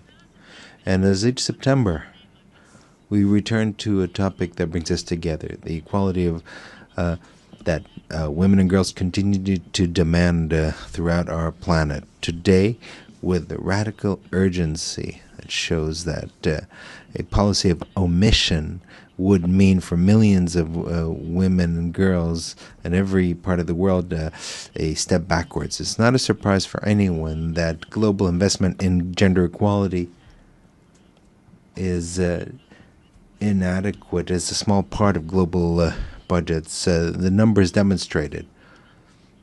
Just in 2025, the combat for gender equality shows a budgetary deficit of $420 billion. In contrast, the global investment in military expenditures is $2.7 trillion. $2.718 trillion that invested in war compared to over 400 billion deficit in gender equality. In other words, the world prefers to invest 6 times more in preparing for a conflict rather than investing in upholding and promoting the rights of half of the population. This is how the economies are built. So the obvious question is, what have we more normalized that turns out that promoting the means of war is more important than promoting the rights of women? How long we will continue to think that we will be allowed to live as second-class citizens? It might be a naive question. The war is a business, of course. But it's also important to invest in what is maintaining half of the world population far from achieving their full potential within our societies, and in turn restricting the growth of society as a whole. And we will repeat it again.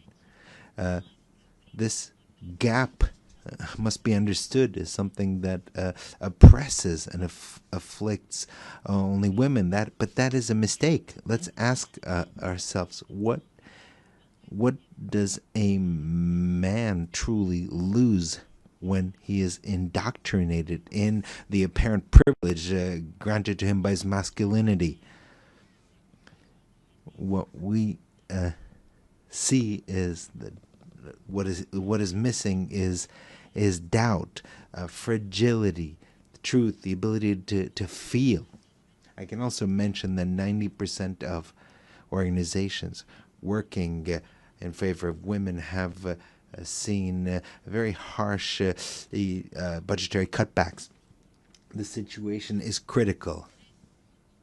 So I will be very concrete. What we need are resources, reforms, and leadership. The Spotlight Initiative has demonstrated with its mechanisms, programs, and legal frameworks that it is possible to obtain positive and concrete results in this fight. What is required is leadership from those who are gathered here. Leadership that fosters reforms and that with facts makes it possible to truly invest in the fight for equality, with actions rather. And lastly, to those who are skeptical, I will ask, do you really believe that our passage, our presence in this world is truly worth investing in destruction instead of investing in efforts that make us all progress together? Thank you.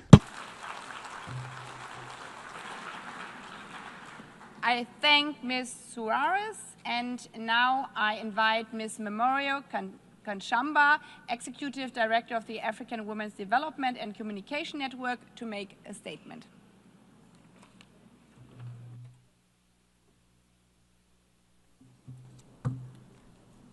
Your Excellencies, distinguished guests, brothers and sisters, thank you for this opportunity to speak at this occasion. I stand before you not as a one voice, but many that carry the breath of African women and girls, from the mountains of Kilimanjaro to the shores of Dakar, the streets of Harare, and the villages of Mali. 30 years ago, the Beijing Declaration, lit a flame. Women and girls danced. We sang together.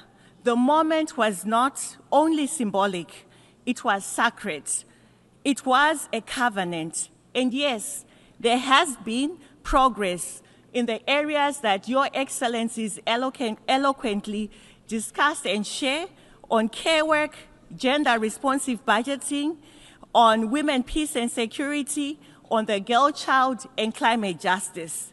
But let us be honest, even though this has entered the discourse has not delivered.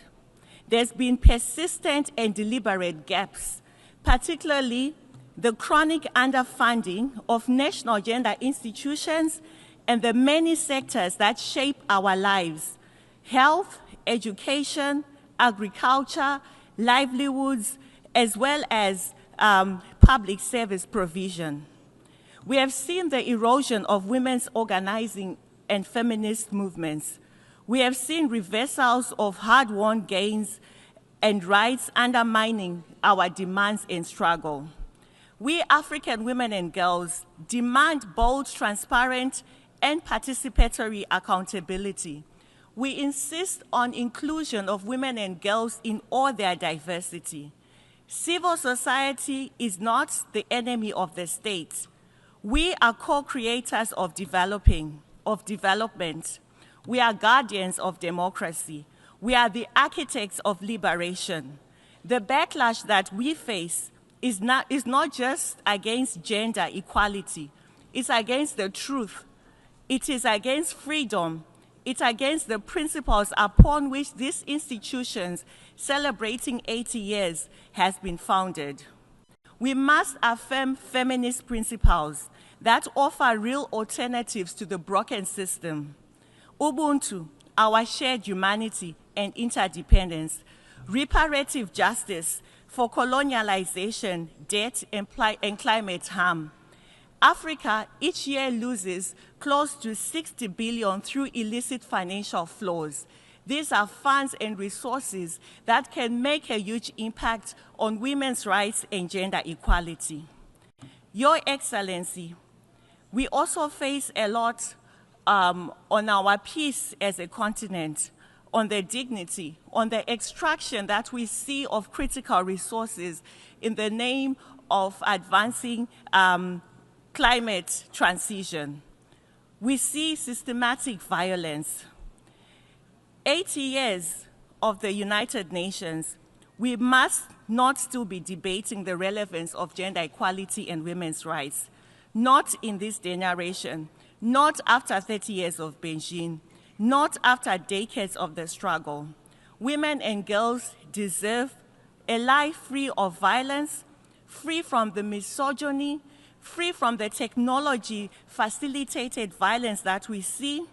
Women and girls deserve to live and to thrive in dignity and joy. UNGA 80 must rise to this moment of reckoning and make bold, unapologetic resolve to fund gender equality and women's rights. It is non-negotiable. Thank you.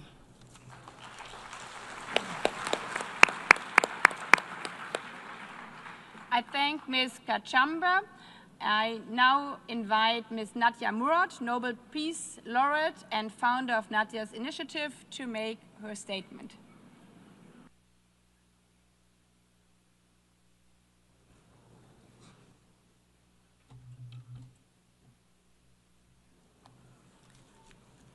Thank you, Madam President, for your commitment to advancing the rights of women and girls globally.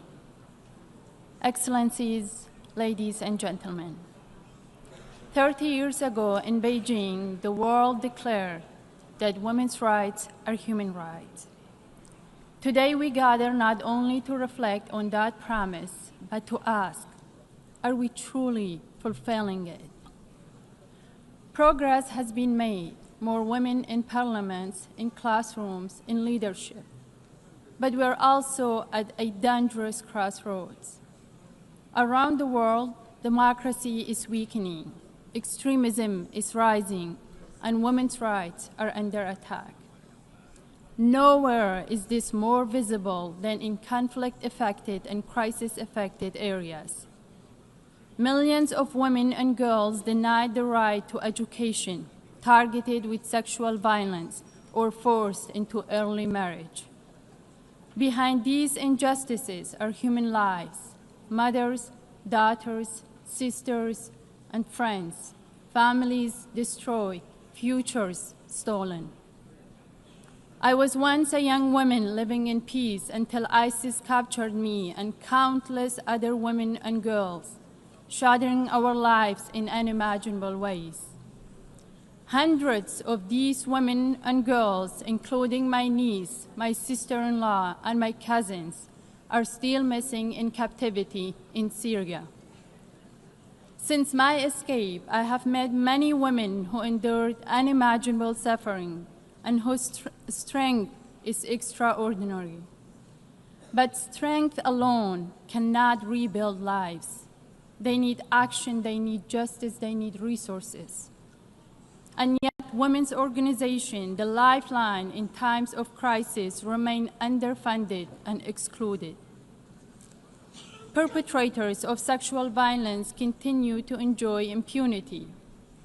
Equally urgent, the international community must hold accountable regimes, groups, and governments that deny women and girls the rights, those that legalize child marriage, restrict education, or enact discriminatory laws. Justice must extend beyond individuals to the system and structures that perpetuate inequality. If we are serious about the Beijing Platform for Action, then we must do three things. Fund the women's organizations on the front lines, guarantee women's full participation in peace and security, hold perpetrators and oppressive systems accountable, because impunity should never be an option. These are not just policies, they are promises we owe it to every woman and girl. Sustainable peace is impossible while half of humanity's population is silenced or targeted with violence. 30 years after Beijing, reflection is not enough. We must accelerate. The next generation of women and girls deserve to inherit no more promises, but the reality of equality, justice, and dignity. Thank you.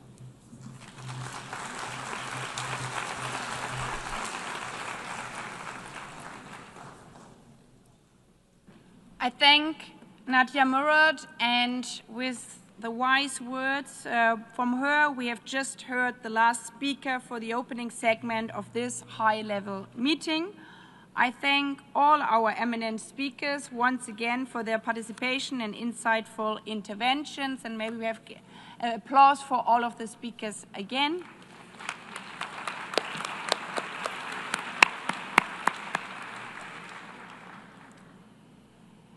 Heads of state and government, ministers, Ministers, Excellencies, distinguished delegates, distinguished participants. We shall now hear statements in the plenary segment in accordance with paragraphs 1 and 3b of General Resolution 79/288. Before giving the floor to the first speaker, I would like to inform delegations that we have a very, very, very long list of inscriptions, which shows the commitments.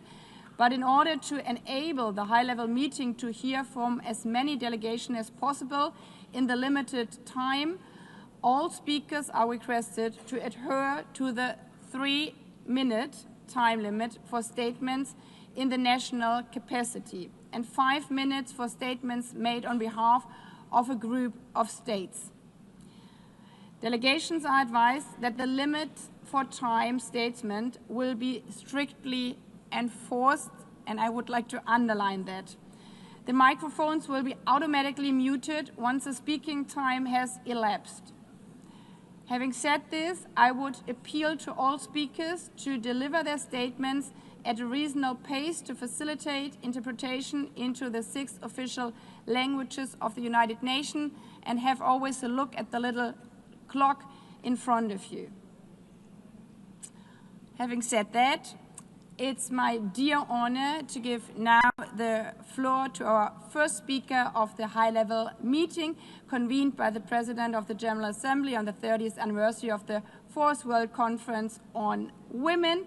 And I give the floor to Her Excellency Jennifer Gerling-Simons, President of the Republic of Suriname.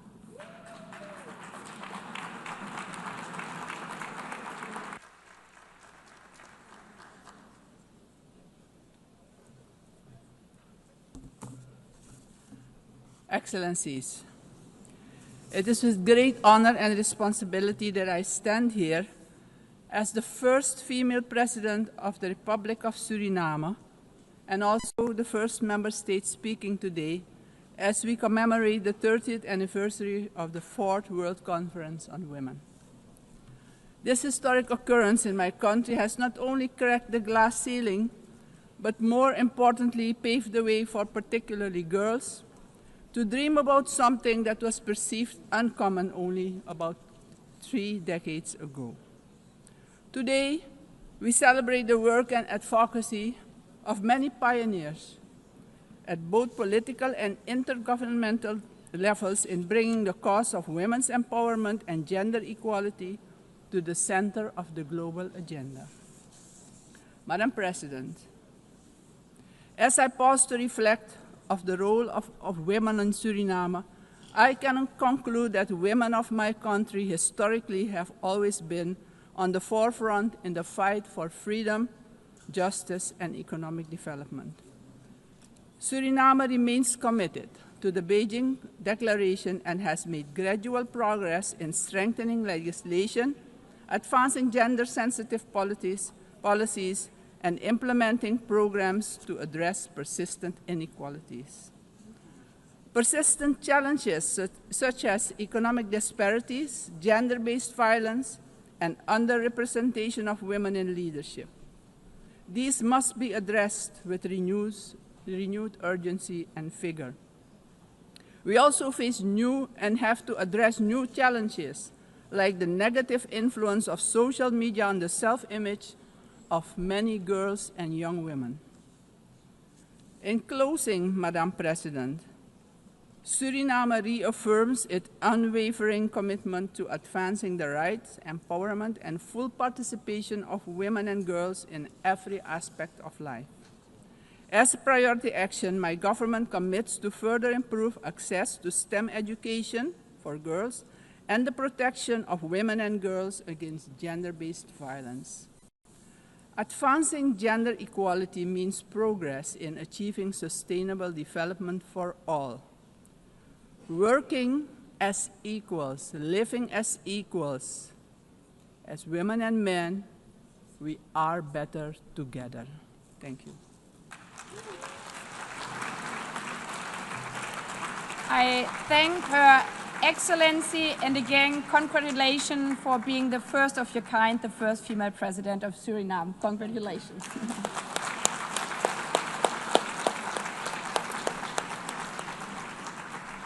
I now give the floor to Her Excellency Karen Keller-Sutter, President of the Swiss Confederation.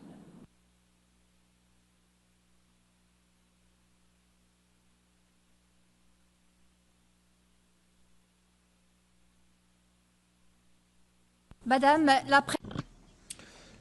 President, Excellencies, ladies and gentlemen, the Beijing Declaration and Platform for Action remains our collective compass to achieve gender equality because gender equality is not an option. It is a universal human right and a catalyst for economic development. Despite the progress made, we still face serious challenges, including in Switzerland. First and foremost, violence against women remains an unacceptable reality. The wage gap persists, largely because working mothers are not fully integrated into the labor market and because women are still underrepresented in leadership roles. 30 years after Beijing, our goals remain unchanged. Switzerland has taken concrete steps to implement the rights enshrined in our constitution and in our international commitments. Our national strategy for gender equality, adopted in 2021, as well as major legislative reforms, have improved the protection of victims of gender-based violence, including expanding the legal definition of rape and criminalizing stalking. And this November, we will be launching a nationwide campaign against gender-based violence with a clear message that equality protects against violence. In our foreign policy, Switzerland is deeply committed to promoting universality of women's rights and gender equality, with a particular focus on women's economic and political participation and the fight against gender-based violence. Madam President, Excellencies, ladies and gentlemen, recent crises have set back the cause of gender equality. The progress we have achieved over the past few decades are now at risk in too many countries, but solutions have been formulated a long time ago, and they've been set out in various multilateral frameworks. Today, we need to build on that foundation and commit to putting it into practice. This is the surest path to protecting people and building societies that are truly equal and inclusive. Democracy and economic prosperity depend on it.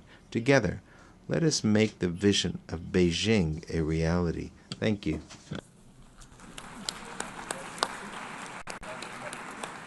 Merci beaucoup. I give the floor now to Her Excellency Netumbo Nandi Naitwa, President of the Republic of Namibia.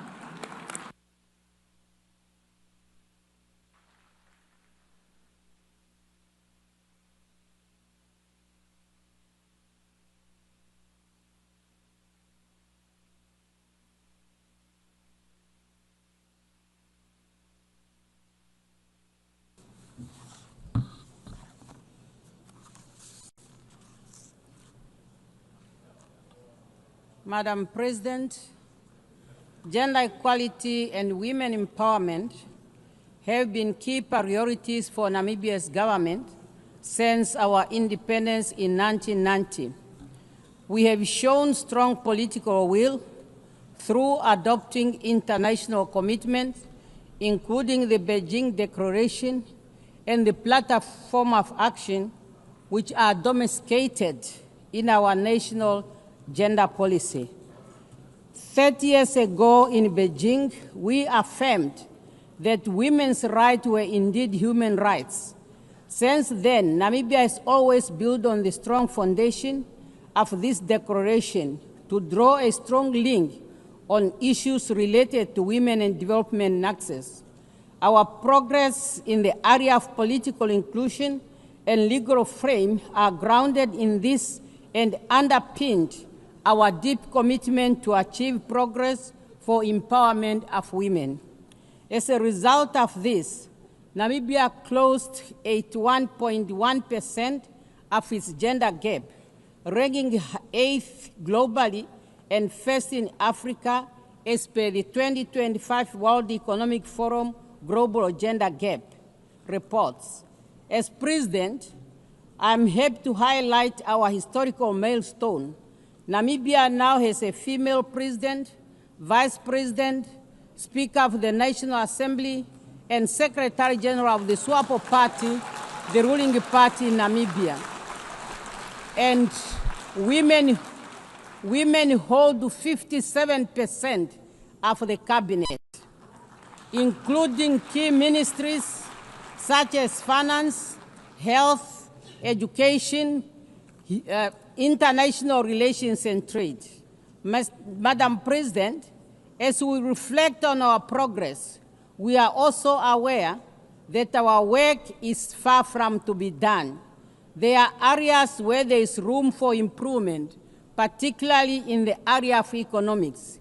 In our national context, this is mainly in the area of economic inclusion of women in many economic activities such as mining, fishery, oil and gas, particularly rural women who still remain in the margin of the economic activities. Economic challenge persists across the many sectors, so much that we have to do a lot, particularly in the informal sector, to bring women to the par.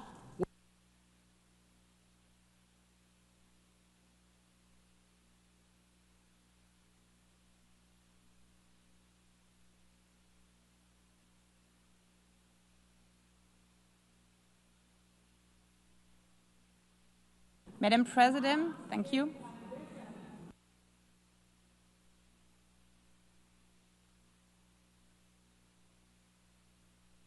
I thank you very much, Madam President. And also congratulations to Namibia. And just in case you hear again, we couldn't find a woman, call the government or the president of Namibia. They could advise you. So the next on the list, I have the honor to give the floor to Her Excellency Dina Ercilia Boluarte Segarra, President of the Republic of Peru.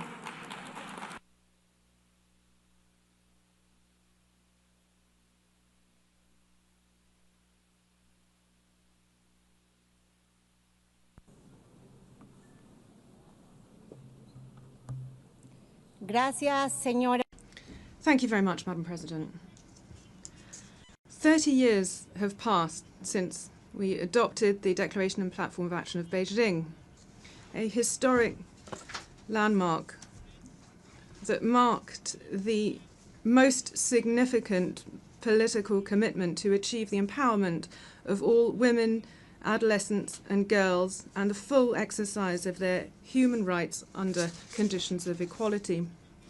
Since then, we have achieved some significant results. We have reduced the gap in access to education and the labour market. A growing number of women is getting access to decision-making fora, and we have strengthened norms in fighting violence and discrimination against women.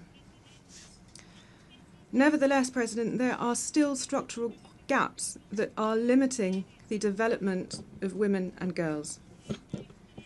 Extreme poverty and multidimensional poverty, discrimination and violence continue to disproportionately affect us as women. And Peru is taking decisive action. In 2019, we approved our national gender equality policy. Its key objectives are to guarantee women the exercise of all of their rights, the eradication of violence against women, the empowerment of women so that we can overcome the institutional and socio-cultural barriers that women face. We have more than 400 emergency women's centres across the country, and they have an intercultural approach to deal with cases of violence against women so that we can put an end to this scourge. And we are using public funds to finance projects to support the economic independence of women.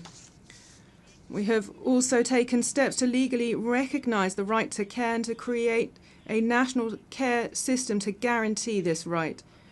We're also accrediting and certifying the skills of care workers, many of whom are women. We are working to guarantee women's access to quality education and also working to promote greater inclusion in the labour market and increasing women's participation at the political level and all levels of government.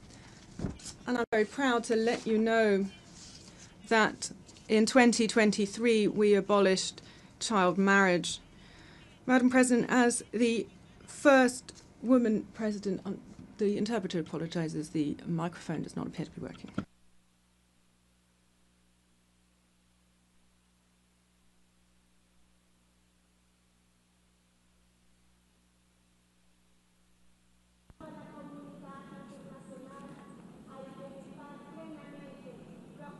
Muchas gracias. Thank you very much.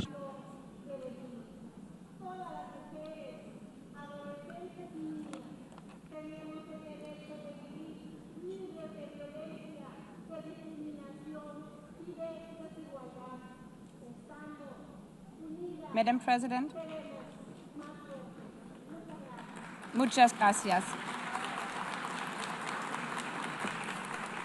Muchas gracias and thank you very much. Congratulations for being the first female president, and may I remind all speakers and maybe also all delegation to look at the script again. I'm very sorry for that one, but we have so many presidents and prime ministers speaking in a row. The next I may introduce is Her Excellency Nataša Pirc-Musar, President of the Republic of Slovenia.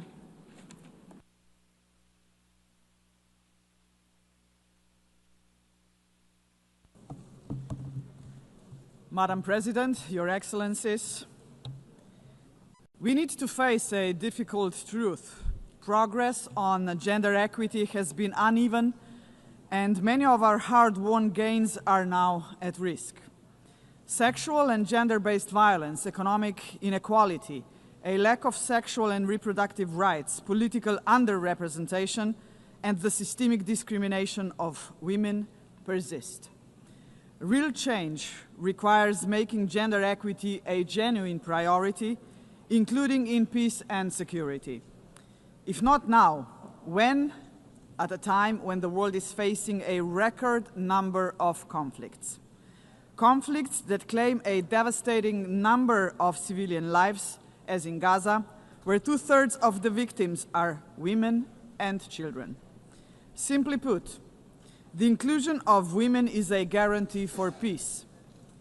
It is also high time that the UN's leadership reflects the diversity of the people it serves. This calls for bold action from all of us to nominate, support, and elect women to the highest offices, both here at the UN and in our own countries as well.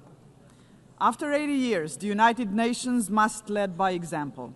We cannot afford to miss yet another chance to appoint the first woman Secretary General, nor we can afford to move forward into a future where still only 6% of General Assembly presidents are women. Let me be clear. The issue has never been about merit. There are plenty smart and capable women. What is lacking is the will to open doors. Dear all, let us invest in women's leadership and ensure that every girl can live a life of opportunity. I know that women and girls in Afghanistan, Gaza, Ukraine, Sudan, Haiti, and beyond are counting on us. And let me just conclude. My husband is a proud feminist. I am a proud feminist. And I am battling this battle not to say that the men need less. I'm not doing this for that. I just want the girls to have the same opportunities. And we need men to help us. And just to conclude with a couple of numbers, do you know how many presidents we have, female presidents we have in European Union? 2, in Malta and in Slovenia. Do you know how many presidents we have here in United Nations out of 193 members? 16. Those are the numbers. Thank you. And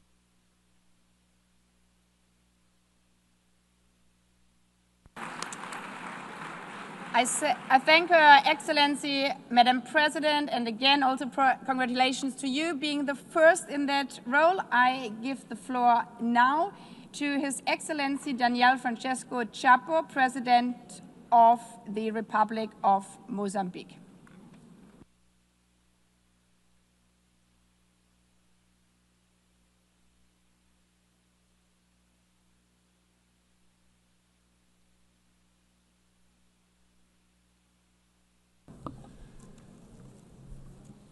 Senhora Presidente. Madam President of the General Assembly, Mr. Secretary General of the United Nations, Your Excellencies, before my intervention, I would like to say that I am here in order to save the honor of men in the room, because since we've started, I just see women making the intervention.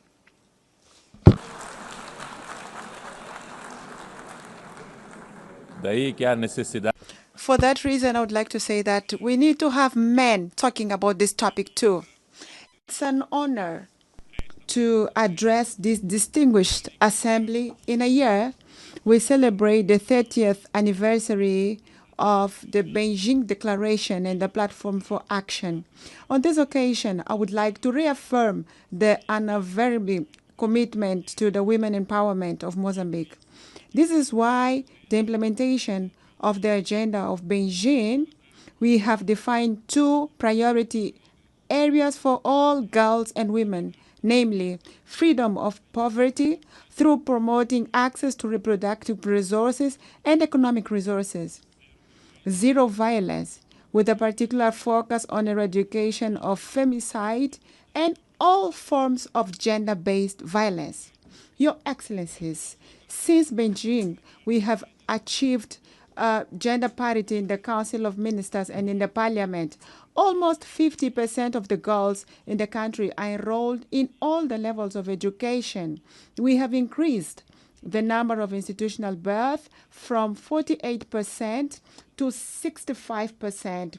We have women in leadership position in the central organ of sovereignty, like the Prime Minister, the President of the Assembly of the Republic, the President of Constitutional Council, President of Administrative Courts, amongst other significant advances achieved in the local leadership. We have also created around 30 integrated centers to fight gender-based violence. We still face a lot of challenges. 44% of the girls are in early unions, 68% were victims of violence, and 27% of girls are still unemployed. Mindful of new frontiers of inequalities that are emerging with artificial intelligence and digital technologies that affect disproportionately the employment of women, Mozambique is integrating into the curriculum and promoting girls' access to science and technology,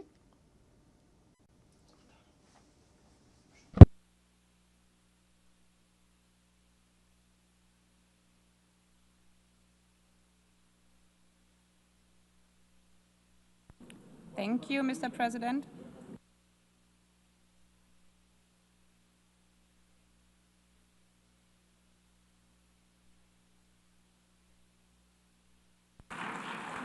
Obrigado, and I thank His Excellency, the President of the Republic of Mozambique.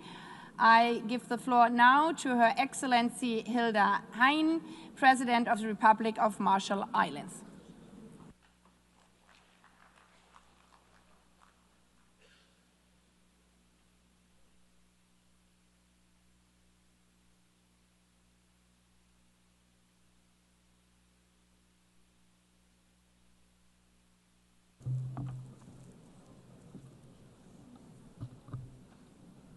Madam President, Mr. Secretary General, Excellencies, Yahweh. 30 years ago, Ambassador Nay John Edwards, now happily retired, led a delegation of Marshallese women to the Beijing Conference of Women. That conference changed her life and generations of Marshallese women ever since.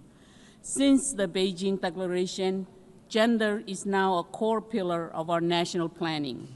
As a small island developing state, we are not moving fast enough with island-tailored strategies. In a nation where 1 out of 2 women experience violence, and in a Pacific Island region with the lowest rate of women in elected government in the world. Core efforts need to be strengthened, including in our families and communities. We can build on our traditional matrilineal customs to encourage the role of women as peace builders, as human rights defenders, and contemporary leaders in their fields. While the Marshall Islands has instituted important legal reforms, rates of gender-based violence remain unacceptably high. Education, police officer training, and crisis services have been key steps. We will continue to ensure the full recognition and realization of human rights for women and girls, including through our recent ratification of the Palermo Protocol on Trafficking. The health of women and girls is a key priority and is written in our survival story, where the nuclear legacy has left behind cancers, reproductive health struggles, and the unseen weight of caregiving. We answer this with urgency, expanding maternal care and family planning, and launching mass cervical cancer screening and prevention so that every woman and girls has the chance to live and to lead. Women's economic empowerment is vital to achieving equality. Through the Marshall Islands CAREF Fund, a national financing initiative that supports women's entrepreneurship and access to capital, we are opening pathways to women to drive innovation, recognizing when women prosper, nation prosper. Our national early childhood development framework has forged key progress in direct interventions to provide assistance, nutrition, and care for vulnerable communities, including expectant mothers and mothers of young children. This will be expanded for universal coverage to address crisis levels of malnutrition and stunting. We welcome the region's new policy launch to incorporate climate and resilience in the framework. Madam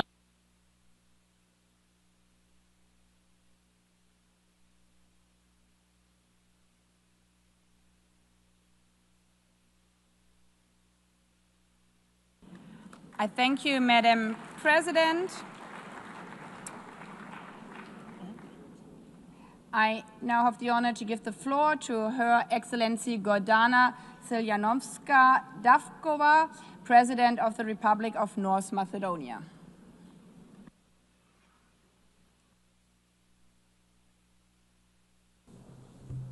Distinguished Excellencies, ladies and gentlemen, 30 years ago, in Beijing, the nations of the world made a solemn pledge to advance women's rights and human rights, to achieve gender equality, and to empower every woman and girl to live free from violence, discrimination, and limitation. The Beijing Declaration and Platform for Action remain a cornerstone of international law, a living testament that equally for women is both justice and a prerequisite for peace, prosperity, and sustainable development. And yet, 3 decades on, we must admit progress has been uneven, fragile, and too often reversible. Violence against women persists with impunity, femicide desecrates the sanctity of life, and structural barriers still deny women leadership, resources, and decision-making power. These are not abstractions. They would wound families, societies, and generations. At the same time, the very institution created to safeguard peace, the United Nations, faces a profound crisis. Conceived as the greatest peace project of humankind, it is now stands against a backdrop of wars raging across continents. 80 years after its founding, peace, the raison d'etre of the UN, remain elusive.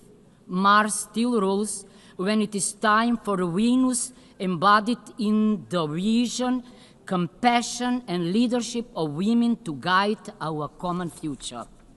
If we are serious about peace, then the time has come to entrust the helm of the United Nations to a woman.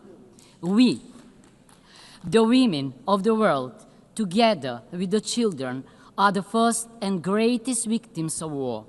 But we are also the bearers of healing, compassion, and hope. Gender equality is not a feminist privilege. It is a humanist imperative. We do not ask for favors, not for matriarchy, but for a just order in which the talents and creativity of half of humanity are fully recognized for the advancement of politics, science, health, education, and peace. Excellencies, the Beijing Declaration called on us to ensure equal rights and equal access for women and men, girls and boys. That call remains urgent today. Only together, women and men, do we embody the full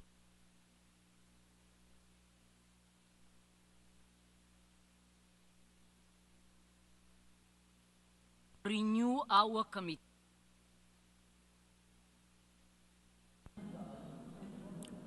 Thank you, Madam President. Thank you. I thank you, Madam President. And now I give the floor to His Excellency Berjam Begay, President of the Republic of Albania.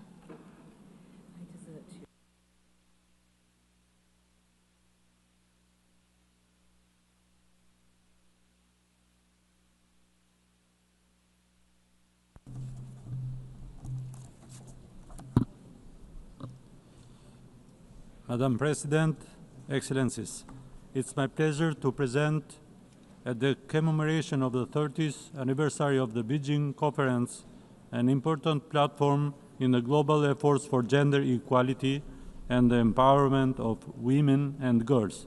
Today serves as an opportunity to renew our collective commitment and to give fresh impetus to the full implementation of the Beijing Declaration and Platform for Action. We have made significant strides in ensuring women's participation in political, economic, and social life. Yet, with only 5 years left to achieve SDGs, progress on gender equality is stagnating and in some areas is regressing. We must reverse this trend. This meeting must serve as a turning point, moving beyond rhetoric to action. We must mobilize adequate financial resources, reinforce accountability frameworks, and invest in measurable and transformative actions. Albania is ready to share its experience. Over the past decade, we have undertaken substantial legal, institutional, and societal reforms aimed at promoting gender equality.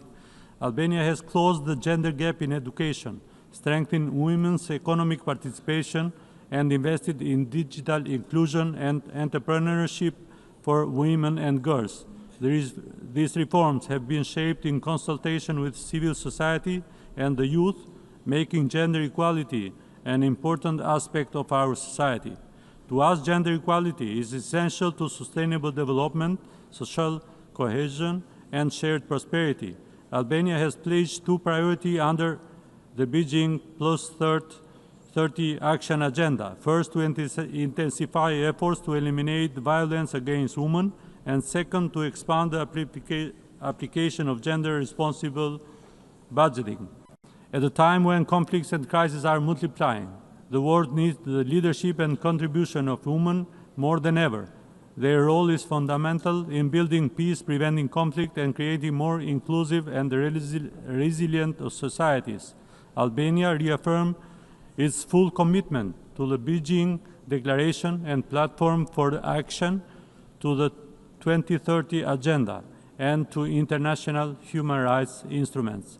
Thank you.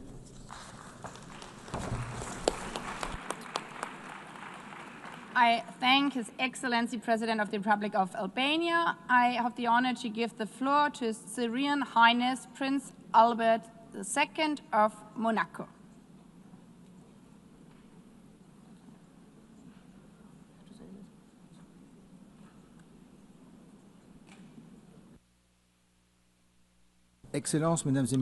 Excellencies, ladies and gentlemen, in all of your capacities. 30 years ago, the Beijing Declaration and Platform of Action set out an ambitious roadmap to achieve gender equality and empowerment of all women and girls. Today, as we mark this anniversary, we need to demonstrate clear-sightedness, determination, and a renewed commitment. Despite significant progress that has been achieved over recent decades, we see today alarming setbacks in women's rights. There are armed conflicts, the climate crises, and regressive movements which imperil our basic rights. Security Council Resolution 1325 was adopted 25 years ago. It is a key landmark. When women participate in peace processes and are present at the negotiating table, the agreements that are the fruit of these negotiations are more inclusive, and peace is more likely to be attained and to be lasting. As part of our commitment to human rights and the dignity of every person, Monaco has always supported international efforts for advancing gender equality. Both on our soil and through international cooperation, the Principality has been working proactively to promote girls' access to education, women's economic empowerment and independence, as well as the fight against all forms of violence, including in conflict and crisis contexts. The Madagascar Committee for the Protection and Promotion of Women's Rights was established in 2018. Today, this is the cornerstone for mobilization and awareness at the national level. The government of our Principality is working closely with UN agencies such as UN Women and its Sport for Generation Equality framework, which recognizes the role of sports as key leverage towards social transformation. Monaco is proud of supporting this initiative. We believe that sports should be an engine for empowerment, for respect, and for solidarity. UNICEF and UNFPA are also key partners for our action through tangible projects. So these partnerships help to anchor the principles of the Beijing Declaration in actions on the ground. I also wish to highlight the key role of civil society, women leaders, young people, and male allies in building a world that is more just, with greater solidarity and greater equality. Our Principality reaffirms our commitment to continue along this path in a decisive way alongside all of those who work day by day to ensure that this equality becomes a reality. Thank you. I thank His Serene Highness Prince Albert II of Monaco, Sovereign Prince of the Principality of Monaco. And I have the honor now to give the floor to His Excellency Assali Assoumani, President of the Union of the Comoros.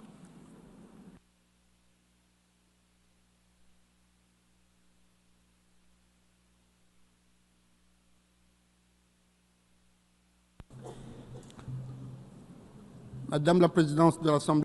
Madam President of the General Assembly, honourable guests, ladies and gentlemen, Salam alaikum.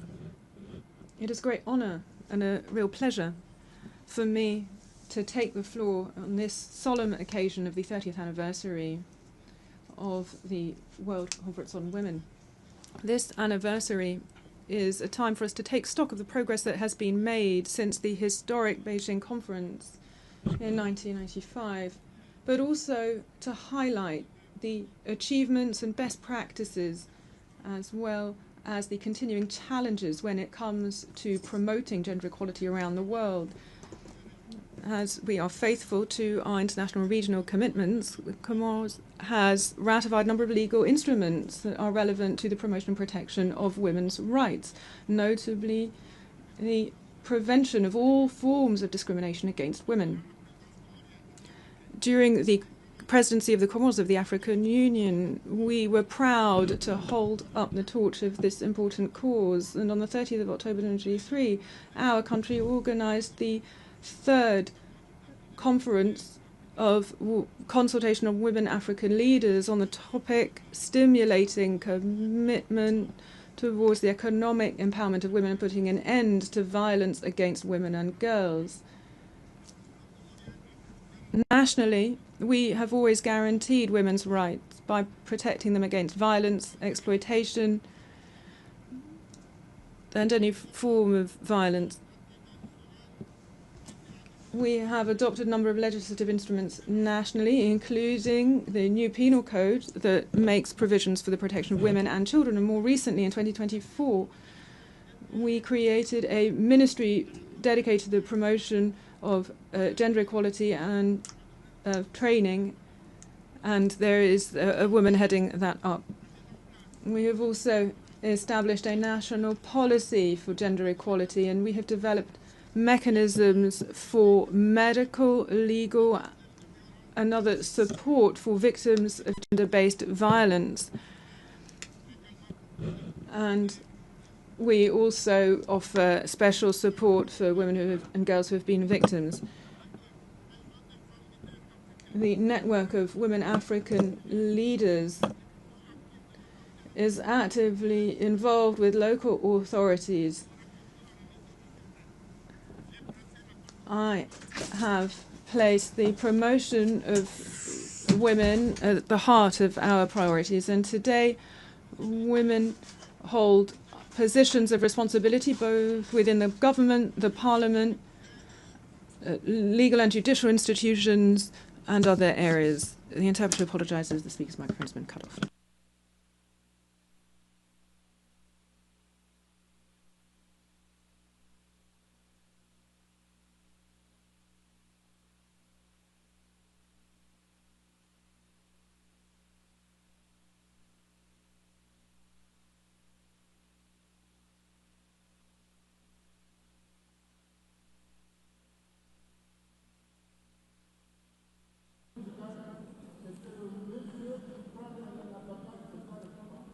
Excellency,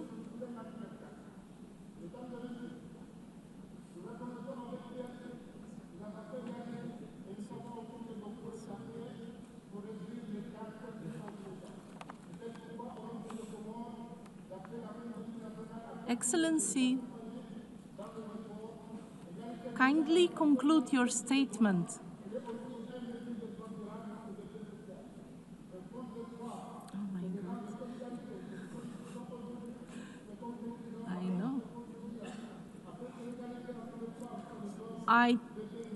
I thank His Excellency, the President of the Union of Comoros, and I now give the floor to His Excellency Bassirou Diomaye Diakhar Faye, President of the Republic of Senegal.